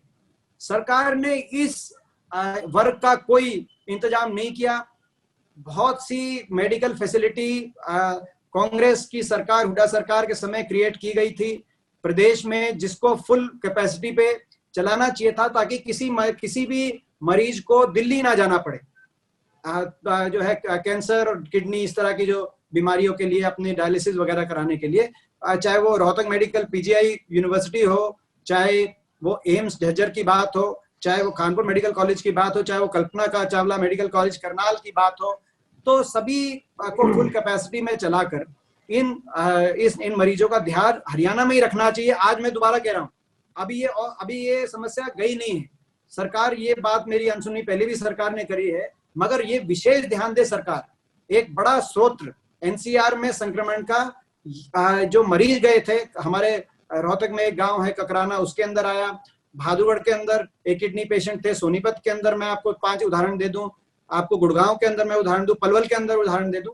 तो इन मरीजों की तरफ सरकार विशेष ध्यान दे और इस पे कार्रवाई हो हरियाणा में, ऐसी मैं मांग करता हूँ। दीपेंद्र जी, जिस तरह से आपने कहा कि विपक्षी सांसद हैं, आप विपक्ष के सांसद हैं, मैं ओम प्रकाश राय बोल रहा हूँ। दीपेंद्र जी, दीपेंद्र जी, जिस तरह आपने जो सवाल उठाया कि विपक्ष के अगर देखा जाए हरियाणा के आप एक इकलौते सांसद हैं, और जिस तरह से अगर पीएम ने जो 2 दिन पहले सारे देश के प्रदेश के मुख्यमंत्रियों से बात की, क्या आपको ऐसा लगता है कि जिस तरह से लॉकडाउन में लोगों को परेशानियां हो रही हैं, उद्योग धंधे बंद हैं और जो सब कोई हर जगह फंसा हुआ है, आपकी भी राय जो प्रदेश के मुख्यमंत्री हैं मनोहर लाल, उनको लेनी चाहिए, और जो पीएम है नरेंद्र मोदी, उनको भी हरियाणा के विपक्षी सांसद, इकलौते सांसद हैं आप अगर कहा जाए राज्यसभा या लोकसभा मिला के, तो उनको क्या लेनी चाहिए राय? इस पे आप क्या कहना चाहेंगे? मैंने तो इस पे अभी जो बोली थी बात कि इसमें क्योंकि सत्ता पक्ष विपक्ष का ये विषय नहीं है, ना भाजपा हरियाणा कांग्रेस का विषय है, ये हम सबका विषय है। इस समय सरकार को निरंतर संवाद सभी सांसदों और सभी विधायकों, हरियाणा के सभी सांसदों और विधायकों के साथ रखना चाहिए। अगर असेंबली का सेशन नहीं हो रहा तो वर्चुअल सेशन, जो जैसे अपन जूम पे बैठे हैं आपस में हम बात कर रहे हैं, तो वर्चुअली कंडक्ट की जा सकती है। बहुत से देशों के अंदर ये समय इनोवेशन के रूप में लोग वर्चुअली सारे जनप्रतिनिधियों से बात कर रहे हैं। हरियाणा में मैं एक बैठक हुई थी सारे सांसदों की, लगभग 1.5-2 महीना हो गया। जैसे मैंने कहा कि उसमें मेरे को निमंत्रण मिला था, उसके बाद उस बैठक के बाद हरियाणा के अंदर मेरे पास दोबारा कोई निमंत्रण नहीं आया। कोई सांसदों की अगर बैठक कोई हुई है तो वो भाजपा सांसदों की बैठक की तो बात मैंने सुनी है कि भाजपा के सांसदों को बैठक में उसके बाद भी बैठक होती रही है, मगर सरकार इन बातों से ऊपर उठ के, और अब तो सेशन ना बुलाने की भी बात हो रही है, तो फिर सरकार संवाद दोबारा से स्थापित करे। आपका जो ये सुझाव और सवाल दोनों एक ही साथी हैं, इसका मैं पूरी तरह समर्थन करता हूँ। विनोद लांबा, टोटल टीवी से। विनोद जी, चंडीगढ़ से। विनोद लांबा जी, उसके बाद न्यूज चंडीगढ़ से आप बोलेंगे।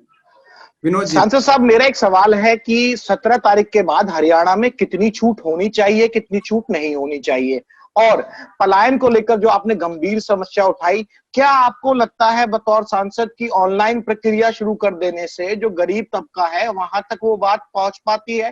क्योंकि हमने जो ग्राउंड रिपोर्टिंग की है उसमें देखा है कि वो बहुत से उस स्तर के लोग हैं कि वो ऑनलाइन अप्लाई ही नहीं कर पाते हैं पोर्टल्स पे। जो मैकेनिज्म अपनाया जा रहा है सरकार के द्वारा, क्या वो प्रैक्टिकल है पलायन करने वाले लोगों के साथ? और 17 के बाद हरियाणा में क्या छूट होनी चाहिए, क्या छूट नहीं होनी चाहिए आपके नजरिए से?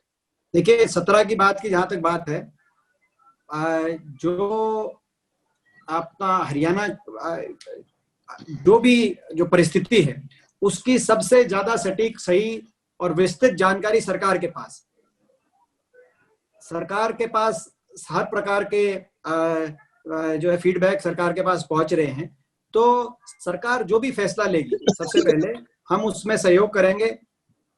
एक जरूर मैं सुझाव उसमें ऐड करना चाहता हूं कि इसको माइक्रो लेवल पे जो डीसीज हैं हर जिले में, उनको ज्यादा पावर्स देनी चाहिए।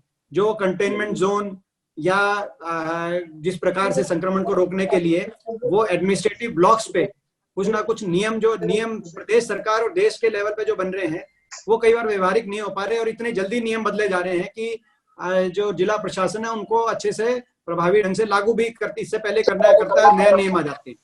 तो काफी हद तक जिला प्रशासन को स्वतंत्र रूप से उन पे पावर दी जाए। मैं उदाहरण दूं, आपने देखा कि राजस्थान में भीलवाड़ा में कैसे रोका, वह जिला प्रशासन का मेन रोल था। हरियाणा के अंदर भी बहादुरगढ़ में, आजादपुर मंडी से आया, झज्जर का एक बड़ा शहर हमारा बहादुरगढ़ है, और वहां पे जिला प्रशासन ने अलग स्ट्रेटजी अपनाई उस संक्रमण को रोकने के लिए। तो जिला प्रशासन को बहुत सी ऐसी जानकारियां जिला प्रशासन के पास होती हैं जो वो लोकल लेवल पे कदम उठा सकते हैं। तो जो भी कंटेनमेंट जोन है या जो भी नियम बने, उसमें जिला प्रशासन को स्वतंत्र रूप से ज्यादा पावर दी जाए, ऐसा मेरा सुझाव है। मगर सरकार अंततः क्या फैसला ले वो पूर्णतः जो है उसका हम सहयोग करेंगे, क्योंकि सरकार के पास हर तरीके का फीडबैक और ज्यादा जानकारी इन विषयों पे रहेगी। दीपेंद्र जी, विनीत ANB न्यूज से। हाँ जी दीपेंद्र जी। हाँ जी, पूछिए। हाँ जी दीपेंद्र जी, मैं पूछ सकती हूँ आपसे भी? हाँ बिल्कुल बिल्कुल पूछिए। एक्चुअली आज बीकेयू की मीटिंग थी, तो उससे रिलेटेड मेरा एक सवाल है। एक्चुअली बीकेयू ने ही पूछा है आपसे सवाल। उन्होंने अभी मीटिंग की है और उन्होंने साफ तौर पर कहा कि वो गवर्नमेंट का जो हरियाणा गवर्नमेंट का जो डिसीजन है 50% कट का, वो नहीं मानेंगे और इसके लिए वो चाहें तो आंदोलन भी कर सकते। तो उनका ये सवाल उन्होंने बल्कि मुझे आपसे पूछने के लिए बोला कि बाई चांस अगर सरकार नहीं मानती है तो आप दीपेंद्र हुड्डा से पूछिए कि कांग्रेस हमारे लिए क्या करेगी, उनका क्या टेक होगा, उनका क्या स्टेप होगा। देखिए, मैं जैसे मैंने कहा कि स्पष्ट रूप से हमने शुरू में ही कहा कि ये अव्यवहारिक फैसला है, ना ये प्रयोग का समय है। इस फैसले को जो है ना हम वो किसान भी स्वीकार नहीं करेगा, भारतीय किसान यूनियन भी नहीं कर रही स्वीकार, और हम भी स्वीकार नहीं कर रहे। और सरकार पे पूरा दबाव बनाएंगे। गेहूं के खरीद के समय भी हमने प्रयास किया था दबाव बनाने का, हल कुछ सरकार उसके सामने दबाव के आगे सरकार ने कुछ राहत दी, मगर फिर भी पूरी बात हमारी नहीं मानी। तो इस बार मुझे लगता है कि सरकार को माननी चाहिए। मैं आशा करता हूं अगर सरकार नहीं मानेगी तो जो भी संवैधानिक रूप से जो भी संभव होगा विपक्ष की वो भूमिका हम निभाएंगे। सरकार से किसान के से कंधे से कंधा मिलाकर सरकार से इस लड़ाई पूरी लड़ाई। दीपेंद्र जी मेरा एक सवाल है आपसे। वीट प्रोक्योरमेंट की बात की आपने और आपने बताया कि अभी जो पेमेंट हुई है वो 1500 करोड़ की हुई है, बट सीसी लिमिट जो सरकार की हरियाणा की बनी है वीट प्रोक्योरमेंट के लिए वो 22,500 करोड़ की बनी हुई है। अभी भी जैसे आपने बताया कि 12,500 करोड़ की पेमेंट ड्यू है, तो पेच कहां फंसा है? कौन सा ऐसा नेक्सस है जो इसमें काम कर रहा है जिसकी वजह से ये पेमेंट रुका हुआ है? नहीं, नेक्सस की बात नहीं है। आप अगर प्रक्रिया देखेंगे तो प्रक्रिया बड़ी कॉम्प्लिकेटेड इन्होंने बनाई है।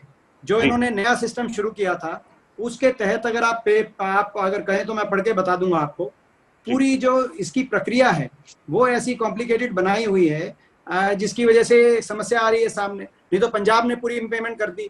भारत सरकार ने, आपने देखा कि वित्त मंत्री ने बोला कि जितनी भी स्टेट्स ने जो प्रोक्योरमेंट करी है उनको सारी हमने हमारी तरफ से पेमेंट जा चुकी है। वित्त मंत्री ने फिगर भी कोट किया कल की अपनी प्रेस कॉन्फ्रेंस में।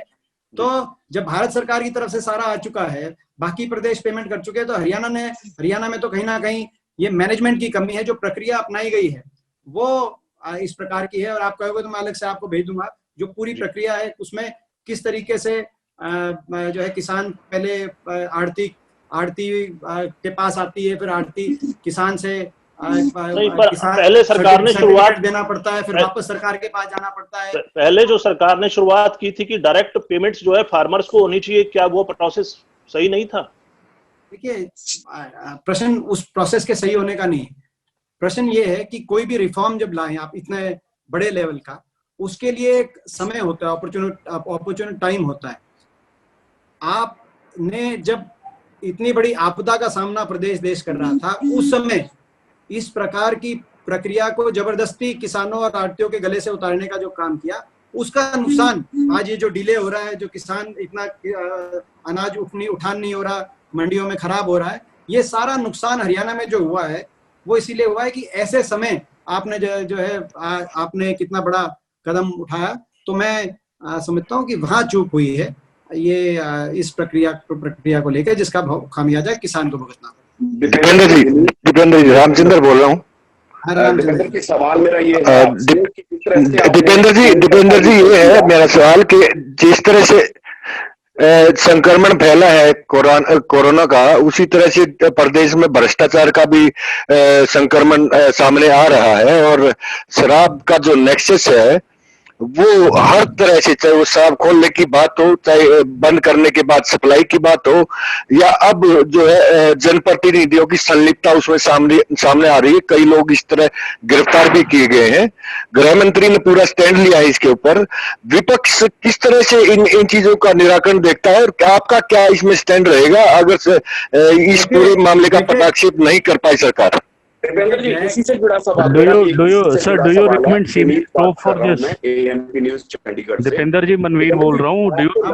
किस तरह से बढ़िया sir, do you recommend CBI probe into excise scam? सीधे तौर पर कह रहे हैं कि पूरा का पूरा एक्साइज डिपार्टमेंट जो है उसकी शमूलियत हो सकती है।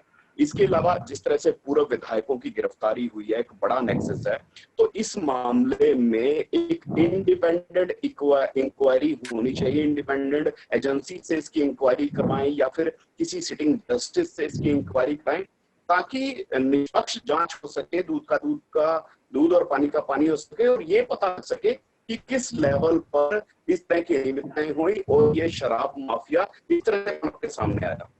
सर इन्वेस्टिगेशन सीबीआई को क्यों ना जाए?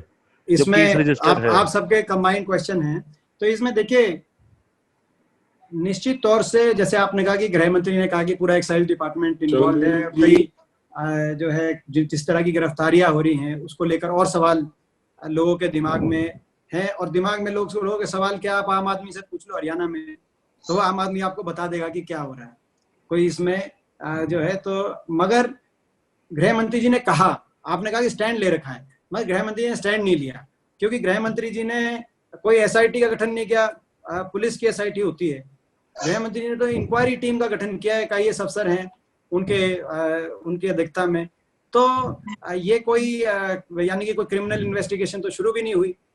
उन्होंने कहा कि भाई एक्साइज महकमा तो मुकदमा दर्ज कराने भी सामने नहीं आ रहा, तो ये आज के दिन बिल्कुल विश्वास इस सरकार पे, इस बात का हरियाणा सरकार पे कम से कम ये ऐसा मेरा नहीं है कि वो इसमें निष्पक्ष जांच कोई संभव हरियाणा सरकार के कोई अंडर कोई भी जांच होगी वो निष्पक्ष जांच हो पाएगी।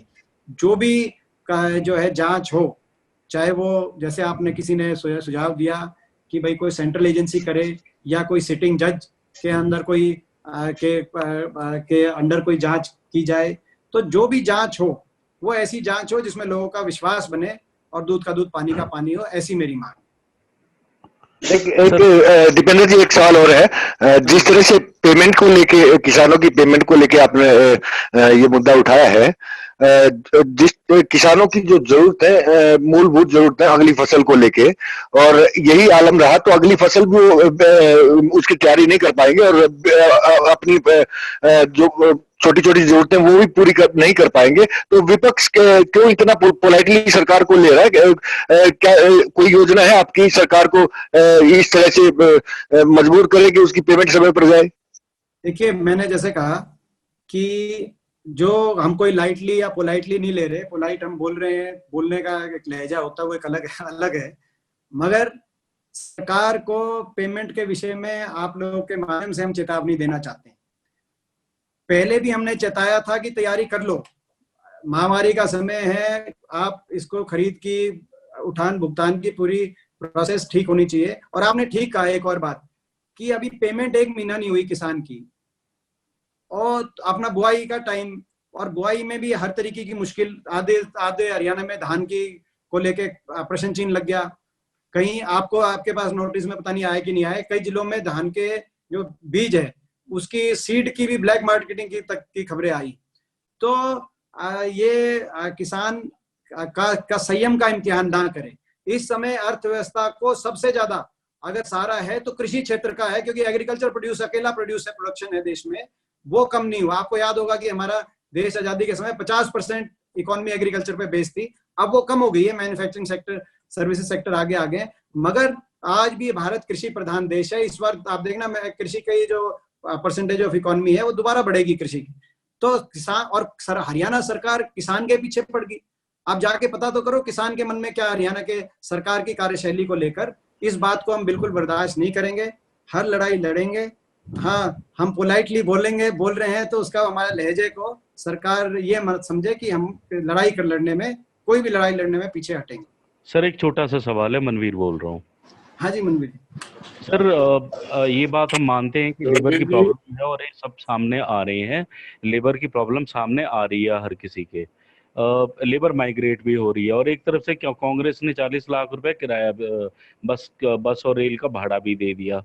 जहाँ पे कांग्रेस या ऑपोजिशन इतनी मेहनत कर रही है, तो क्या कोई ऐसे एफर्ट्स हुए हैं कि लेबर को काउंसिल किया जाए कि भाई तुम्हारी फैक्ट्रियों में तुम्हें सैलरी पूरी दिलवाएंगे या काम करवाएंगे, या जो, क्योंकि इंडस्ट्रियलिस्ट या जितनी भी ट्रेड्स हैं उसकी सबकी सभी पार्टी से एफिलिएशन है, कुछ ऐसे एफर्ट्स भी आप लोगों ने किए हैं क्या? देखिए मनवीर, हमने पूरा प्रयास किया है। मैंने स्वयं अपने माध्यम से, क्योंकि मैं सोशल मीडिया के माध्यम से अपना नंबर वगैरह सारी जगह प्रोवाइड करा है कि कोई भी अगर फैक्ट्री मालिक अगर तनख्वाह नहीं दे रहा तो आप हमें बताएं, क्योंकि रूल भारत सरकार ने तो नोटिफिकेशन कर दिया था उस रूल, हम उनसे बात करेंगे आप। मगर जो मैंने कहा कि लेबर को रोकने के लिए सबसे बड़ा अगर फैक्टर है, इसको समझे, इकोनॉमिकली सरकार समझे इसको, वो ये है कि विश्वास, फ्यूचर को लेके कुछ ना कुछ कॉन्फिडेंस की भाई उनको अपनी तनख्वाह मिलेगी। उस बात के लिए सरकार एमएसएमई सेक्टर को, शॉपकीपर्स को, लघु उद्योग को कोई ना कोई सहारा दे। अभी तक सरकार ने कोई सहारा नहीं दिया। जो जब तक उनको सहारा नहीं मिलेगा, उनको विश्वास में लेके और उनपे पूरी जो है उनको कड़ाई से उनको ये नहीं कहा जाएगा कि आप अपनी तनख्वाह दो, या विश्वास दो कि आपको तो आप तनख्वाह दोगे अगले कुछ महीनों में, क्योंकि सरकार की बैकिंग है आपके साथ, तब तक मैं समझता हूँ ये पलायन को रोकना केवल हम काउंसलिंग करें, उनको कहें कि जी मिलेगी, हमारे कहने से नहीं होगा, करने से होगा। 3 महीने हो गए सरकार ने क्या किया है, अपना जो छोटे लघु उद्योग है, परसों निर्मला सीतारमन जी ने कहा कि 3 लाख करोड़ का हम देंगे इनको लोन, और ये बैकबोन ऑफ इकोनॉमी है। सारे इंडस्ट्रियलिस्ट ने, जो सरकार के जो इंडस्ट्रियलिस्ट हैं, CII, फिक्की, जितनी भी ऑर्गेनाइजेशंस हैं, उन्होंने स्वागत किया। आपने देखा होगा उनकी कि भाई पता नहीं 20 लाख करोड़ का पैकेज दे दिया और 3 लाख करोड़ जिसमें MSME को दे दिया। अगले दिन क्या हुआ, पिछले 2 दिन से मार्केट क्रैश हो रही है। मार्केट में किसान तो है नहीं, किसान तो रो रहा है, गरीब आदमी तो नहीं, इंडस्ट्रियलिस्ट मार्केट में है। आपके जो ऐसे इंडस्ट्रियलिस्ट हैं जो आपकी बात हाँ में हाँ मिलाते हैं, वो उनकी प्रशंसा कर रहे हैं और मार्केट के अंदर से पैसा निकाल रहे हैं। मार्केट क्रैश हो रही, 20 लाख करोड़ के पैकेज की घोषणा के बाद मार्केट क्रैश हो रही है लगातार। तो यानी कि इंडस्ट्री का ही कॉन्फिडेंस नहीं आ पाया और किसी को कुछ मिला नहीं। 20 लाख करोड़ का मतलब ये है, इस देश में लगभग 25 करोड़ हाउस होल्ड हैं। 25 करोड़ जितनी हमारी आबादी है, जो है 125-130 करोड़ आबादी, तो 5-6 आप लगा 25 करोड़ हाउस होल्ड है। आप कुछ जो 5 करोड़ अमीर है उनको हटा दो, 20 लाख करोड़ का मतलब ये है कि बाकी जो 20 करोड़ आबादी बची या बाकी 20 करोड़ हाउस होल्ड बचे, घर बचे, उन सब के बाटे 1-1 लाख की राहत है, अगर ये राहत दी जाए तो। मगर आपने घोषणा कर दी ना, किसी को कुछ मिला नहीं। बाकी लोन्स की बात कर रहे हो आप कि भाई लोन ले लो, अब वो लोन ले नहीं रहा अगला, तो आपका जो है मार्केट के अंदर से, तो आप मैं समझता हूँ कि आज ये सरकार ने जो इस वर्ग को नजरअंदाज किया है, इससे पूरी इकोनॉमिक डिसरप्शन है। इस तरफ सरकार को ध्यान देना पड़ेगा। दीपेंद्र जी, मेरा इसी में मैं एक सवाल ऐड करना चाह रहा था।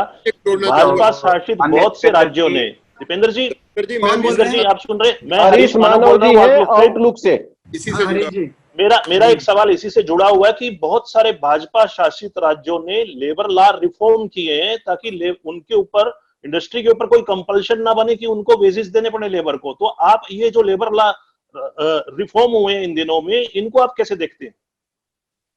देखिए, लेबर लॉ रिफॉर्म की तो जरूरत है देश को, ये सब मानते हैं कि भाई जो ओवरऑल जो हमारे लेबर लॉज हैं उसकी वजह से कहीं ना कहीं ये एक सारे जितने भी अर्थशास्त्री हैं उनकी एक बड़ी भारी मांग रही है कई वर्षों से।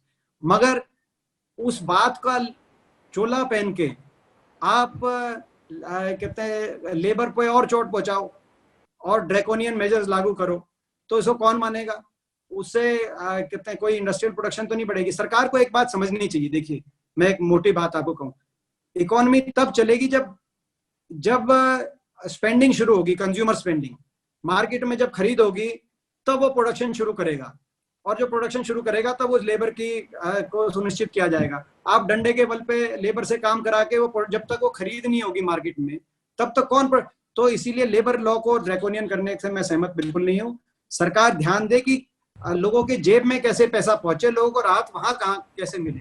जब वो जेब में पैसा पहुंचेगा, राहत मिलेगी लोगों को, मध्यम वर्ग है, अपना किसान है, गरीब है, तब जाके इकोनॉमी दोबारा से शुरू हो पाएगी। तो लेबर लॉ रिफॉर्म के जो कदम उठाए गए यूपी में योगी आदित्यनाथ जी की सरकार ने और बाकी लोगों ने, मैं उससे सहमत नहीं हूँ। दीपेंद्र जी, इसके साथ मैं भी एक सवाल पूछना चाहूंगा। राम सिंह बराड़ बोल रहा हूँ। हाँ जी बराड़ साहब।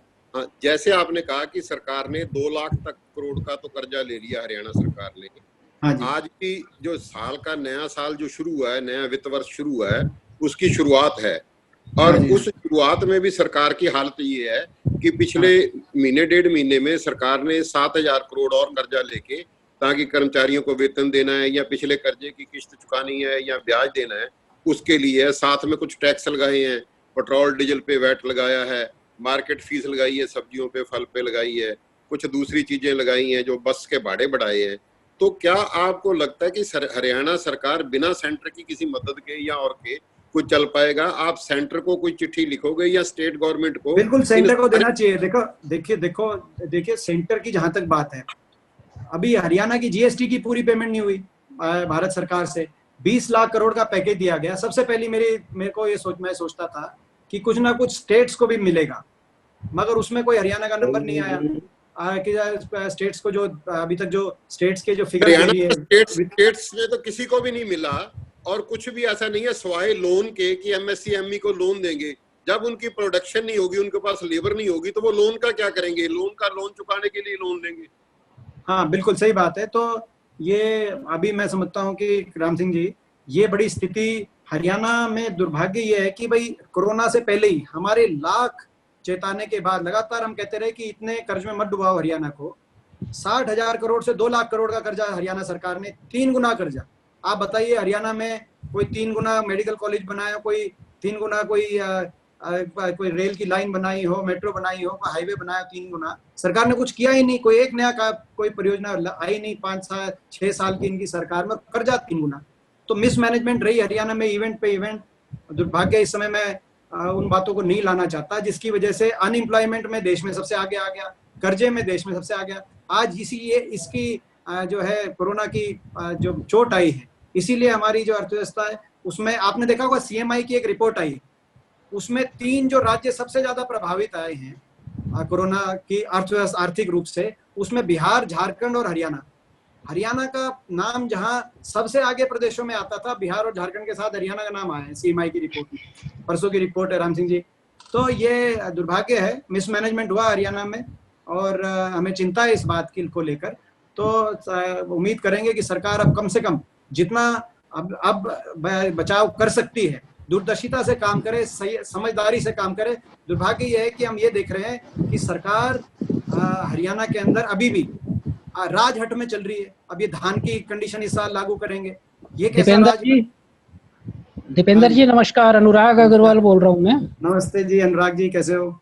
बस फाइन सर। मैं ये जानना चाह रहा था सर कि अभी जो संभालका से भूपेंद्र सिंह पकड़ा गया और इधर से पूर्व विधायक ये सतविंदर राणा पकड़े गए, तो कुछ लोगों ने उनके ऐसे फोटो वायरल किए जिसमें इनका कनेक्शन कांग्रेस के लोगों से जोड़ा गया कि ये पुराने कांग्रेसी हैं और इनको कांग्रेस का वरदहस्त प्राप्त रहा है। दूसरी तरफ आप भी कह रहे हो कि इसका कोई राजनीतिक कनेक्शन है।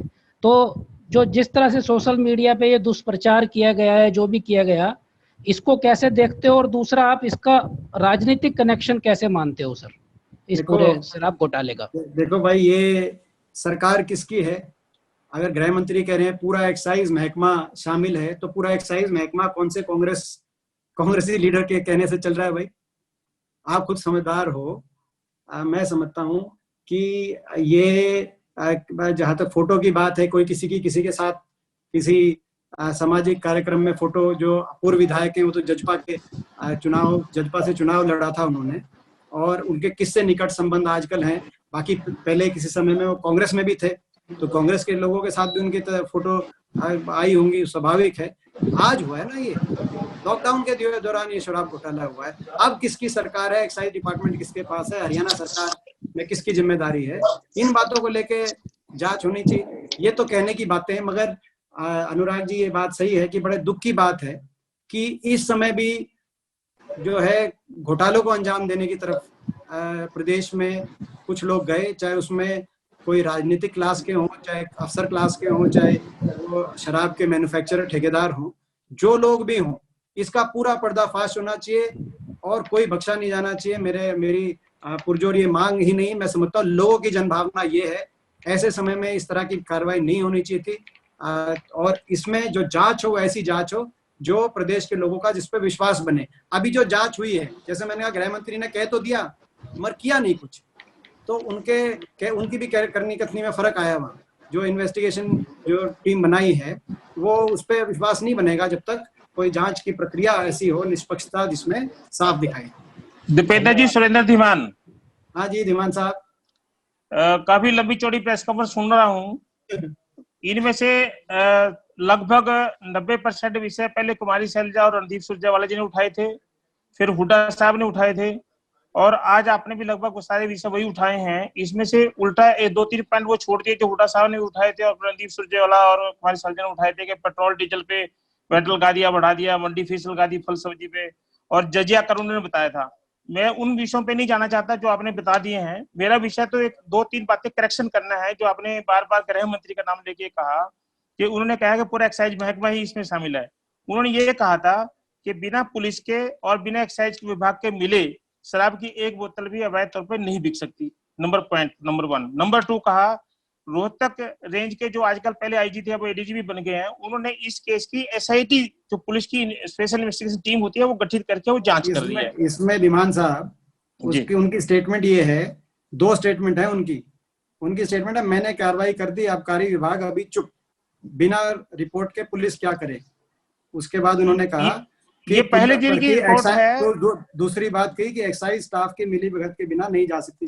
उसमें पुलिस का भी शामिल है, उन्होंने पुलिस की बात की है कि बिना पुलिस के एक्साइज विभाग के कोई एक शराब की बोतल भी नहीं बिक सकती। तीसरा विषय जो सतविंदर राणा को पकड़ा है, ये केस लॉकडाउन के दौरान का नहीं है, ये 2018 के दौरान का, जब ये सील हो गया था इनका ठेका, और सील के करने के बाद बीच में निकाला। तो पॉइंट मेरा ये है कि L1 के 52 ठेके थे जो लॉकडाउन के शुरू होने के बाद सील करने के बाद उनमें से शराब चली गई, बाहर चली गई शराब। वो विषय है जो सबसे बड़ा गंभीर विषय इस लॉकडाउन के दौरान। सही बात है। वो देखे जो अपना जो स्टॉक्स जो पहले जो थे और लॉकडाउन के बीच में बिना आउटलेट्स के कैसे कम हो गए, स्टाफ को जो है कैसे पास मिले जबकि पूरा महकमा बंद था उस समय, पास कैसे इशू हुए वो भी एक प्रश्न है। और तीसरा प्रश्न ये है कि हर शहर के अंदर बांटी गई, सही बात है, कई पुलिस के अफसर भी इसमें शामिल पाएंगे क्योंकि हर जिले के अंदर ये रिपोर्ट आई कि शराब बांटी जा रही है। और जब लॉकडाउन था तो वो कहाँ से आ रही थी, कौन कौन उस सरकार शराब कौन सी फैक्ट्री में बन रही थी, कौन से ठेकेदार शामिल थे, तो ये कौन से अफसर शामिल हैं, कोई राजनीतिक आदमी कौन कौन शामिल है, एक तो आपने बताया नाम लिया जिनको गिरफ्तार किया गया। तो ये जो है जो भी इसमें सारे शामिल हो, इसीलिए जरूरी है कि दूध का दूध पानी का पानी हो इसमें। बाकी जो आपके पास कोई इसमें और फर्दर डिटेल है तो आप एसआईटी को जाके बताना धीमान साहब। बाकी जो है मैं समझता हूँ कि इसमें हरियाणा के लोग ये चाहते हैं कि इसकी सच्चाई सामने आए। अभिषेक जी आप पूछिए।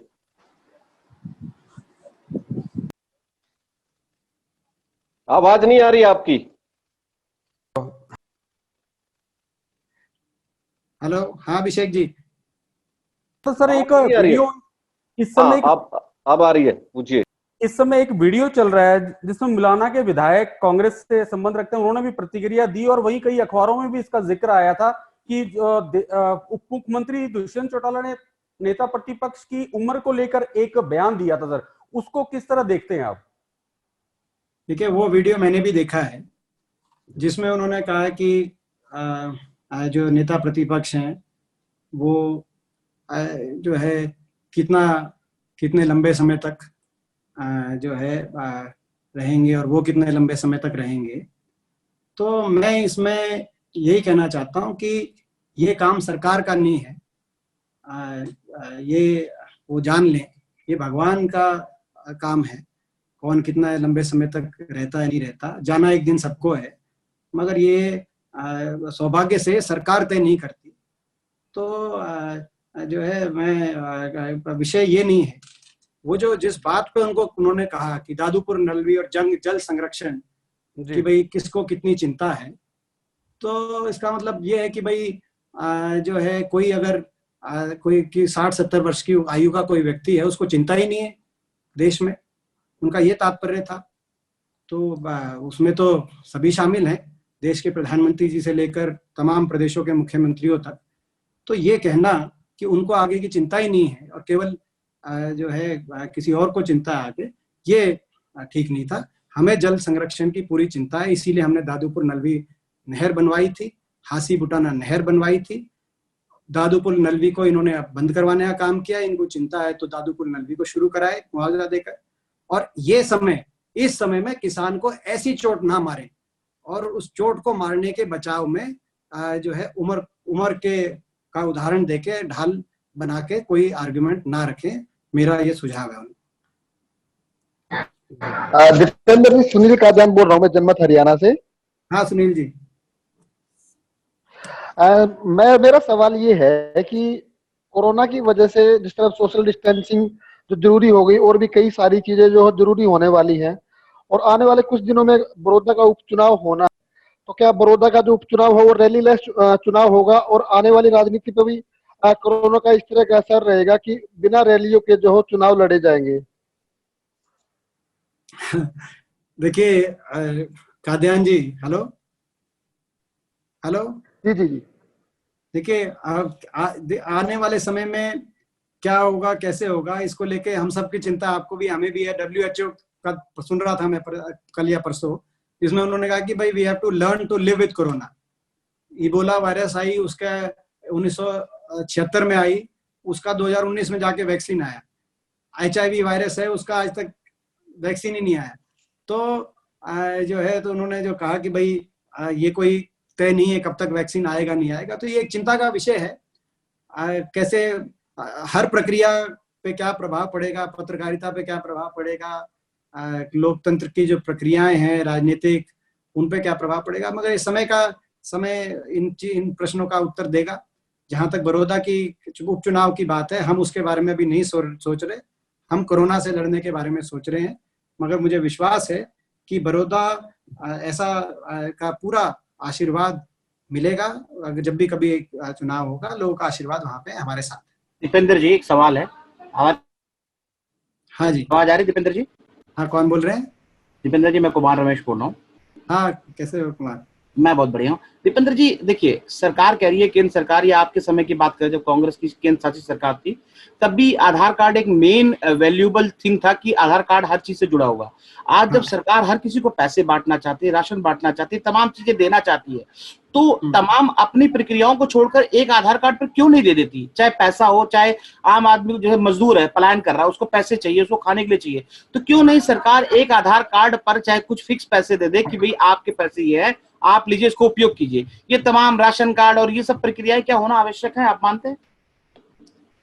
देखिए, जितना सरल हो बड़ा अच्छा सुझाव है, जितना सरल हो उतना अच्छा है। देखो, धीरे धीरे अब सरकार ने समझा, और अब आखिर में जाके सरकार ने कहा कि 1 नेशन 1 कार्ड। उससे पहले सरकार ने कहा कि भाई जो हरे कार्ड हैं उनको, उन पे भी हम राशन देंगे। दोनों चीज कही है मगर करी नहीं है। अभी हरे कार्ड पे कोई राशन आपको नहीं मिलेगा। अभी एक कार्ड से आपको कहीं, मतलब ये केवल नोटिफिकेशन होगा, कब लागू होगा क्या नहीं।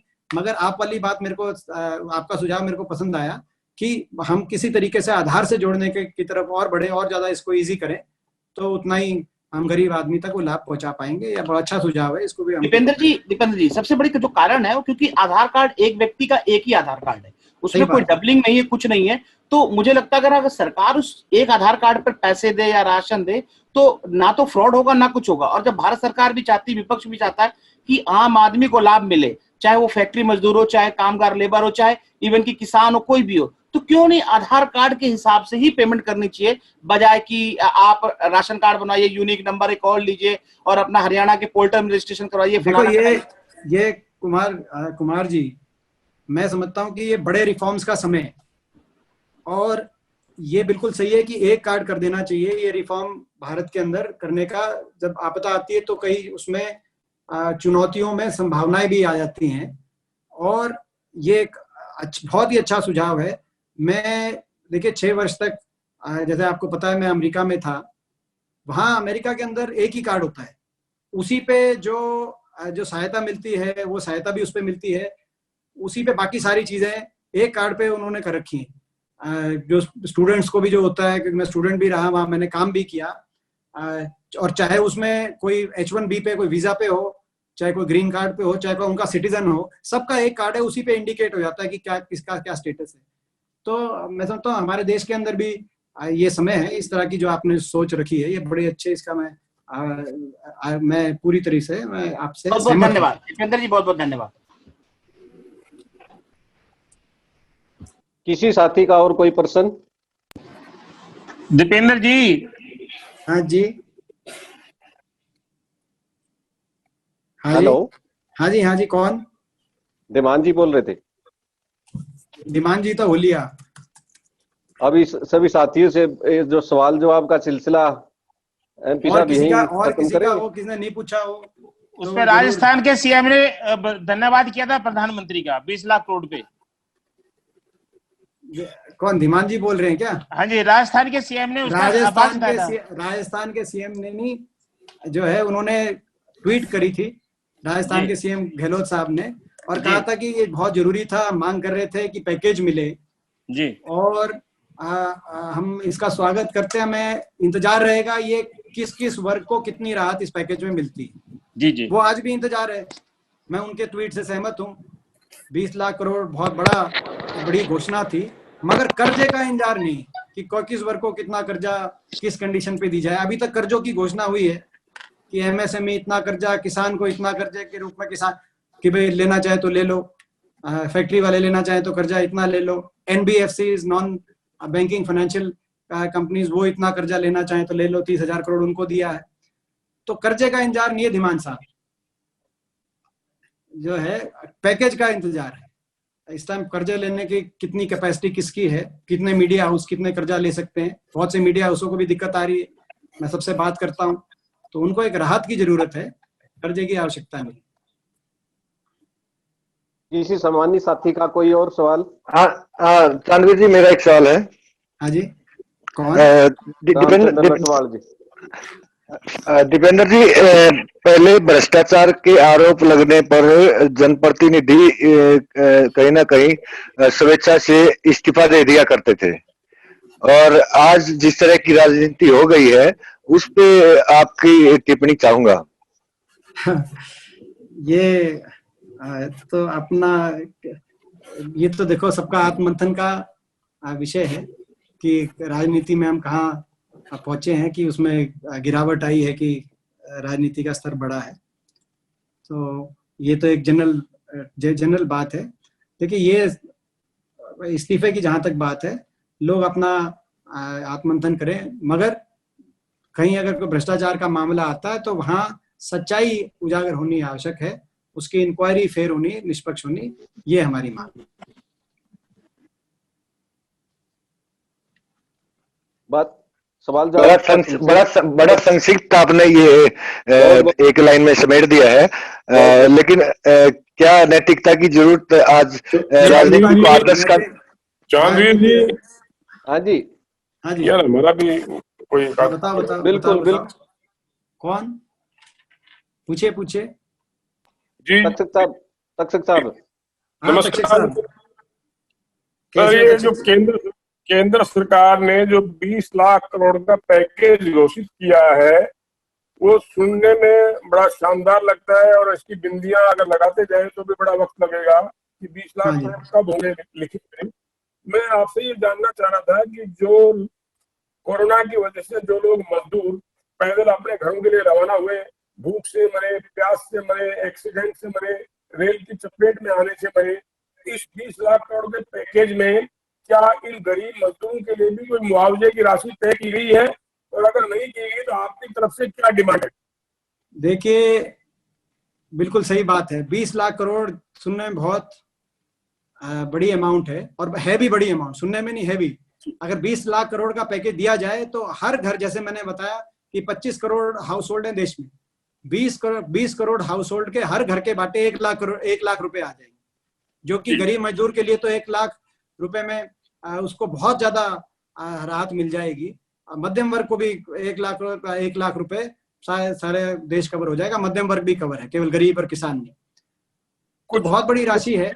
मगर ये जो कहा गया पैकेज, अभी तक मगर वो पैकेज में जो परतें सामने आई, वो आया कि भाई लोन, कि आप लोन ले सकते हो, किसान को इतने का लोन, एनबीएफसीज को इतना लोन के लिए लिक्विडिटी हम देंगे, कहते हैं एमएसएमई सेक्टर को लोन के लिए हम इतनी लिक्विडिटी देंगे। लोन की आवश्यकता तो है, लिक्विडिटी की, मगर पैकेज की अलग आवश्यकता है।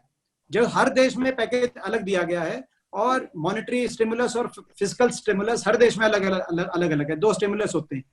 आप अमेरिका में देखो, वहां के फेडरल बैंक ने अलग से अपना स्टिमुलस दिया है, जो कि मॉनेटरी स्टिमुलस है, और उन्होंने अलग से फिस्कल स्टिमुलस, जिसमें सबको राहत दी है, सारे बिजनेस को, सारे लोगों के डायरेक्ट कैश ट्रांसफर से।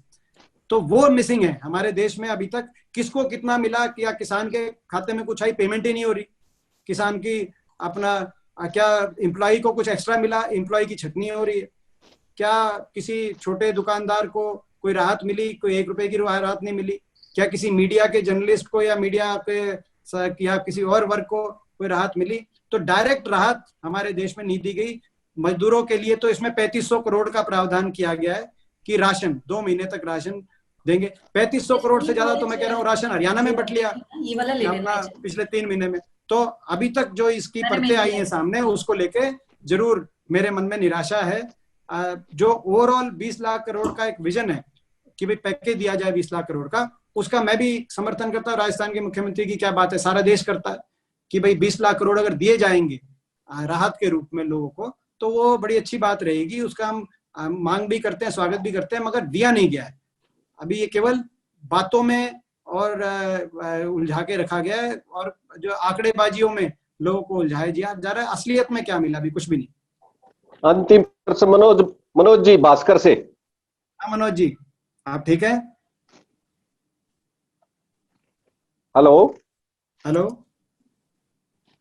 Hello hello.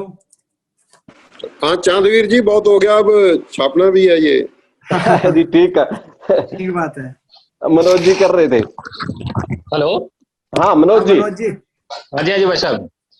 हाँ, बस मेरा सवाल तो ये था कि अब ये जितनी बातें आपने सारी प्रेस कॉन्फ्रेंस में बताई है, जितनी करी है, तो इसमें अब कांग्रेस का क्या डिसीजन है, कांग्रेस क्या करेगी आगे इस पे? वो मैंने शुरू में ही बोला था कि भाई हम हरियाणा में सकारात्मक विपक्ष की भूमिका निभाने का हमारा शुरू से ही हमारा प्रयास रहा है। सरकार का हमने पूर्ण सहयोग किया है, चाहे वो नेता प्रतिपक्ष की बात हो, चाहे कांग्रेस के हमारे प्रदेश अध्यक्ष की बात हो। सरकार का हम सहयोग भी करेंगे, मगर साथ में अगर किसी वर्ग की आवाज नहीं पहुंच रही सरकार के पास, तो उसकी मजबूती से उठाना भी हमारे विपक्ष के रूप में हमारी जिम्मेदारी है। सरकार का कोई जन विरोधी फैसला आता है या कोई ऐसा फैसला, एक ऐसा काम होता है सरकार में जिसकी लोगों को उम्मीद नहीं है, जैसे घोटाले कुछ सामने आए इस समय के, तो वो बातें भी उठाना विपक्ष की जिम्मेदारी है। तो सकारात्मक रूप में हम प्रश्न उठाएंगे। हम राजनीति करने के, कोई पॉलिटिकल पॉइंट स्कोर करने के लिए कार्य नहीं करेंगे। मैं अपनी तरफ से भी ये पूरा विश्वास दिलाता हूँ, कोई राजनीति करने का मेरा कोई मकसद नहीं इस विषय पे, ना कोई पॉलिटिकल पॉइंट स्कोर करने के लिए कोई मैंने आज प्रेस कॉन्फ्रेंस करी है। केवल यही प्रयास है कि विपक्ष की हम भूमिका उठाएं, ताकि विपक्ष लोगों की बात सरकार तक पहुंचाते रहे, लोगों को एक और चैनल मिले अपनी बात पहुंचाने का। और यही हमारा आने वाले समय प्रयास रहेगा। क्योंकि आखिरी क्वेश्चन था। दूसरी बात, आप सबको मैं बहुत बहुत जो है अपनी तरफ से धन्यवाद भी करता हूँ, शुभकामनाएं। आपने समय निकाला इस समय जो है, और सभी ठीक रहें, स्वस्थ रहें। मुझे पता है कि बड़ी मुश्किल का सामना जान जोखिम में डाल के भी आप लोग काम कर रहे हैं। बहुत लोग अपने ऑफिसों में, हेड ऑफिस वगैरह भी जा रहे हैं, तो वर्क फ्रॉम होम के साथ साथ काम नहीं चलता। तो आप रिपोर्टर्स हैं वो फील्ड में भी जा रहे हैं। तो आप लोग सारी सावधानी बरतें। मैं अपनी तरफ से आप लोगों से ये आग्रह भी करता हूँ। मुझे उम्मीद है कि आप लोगों का सहयोग मिलता रहेगा। दीपेंद्र जी जुड़ते रहिएगा। जरूर जरूर सवाल होते हैं तो फिर जवाब चाहिए। जरूर जरूर जरूर जुड़ते रहेंगे। अब ये हम भी नई टेक्नोलॉजी वगैरह अपना के चला रहे हैं काम, तो अब धीरे धीरे मेरे को लगता है कि यही न्यू नॉर्मल बनने वाला है।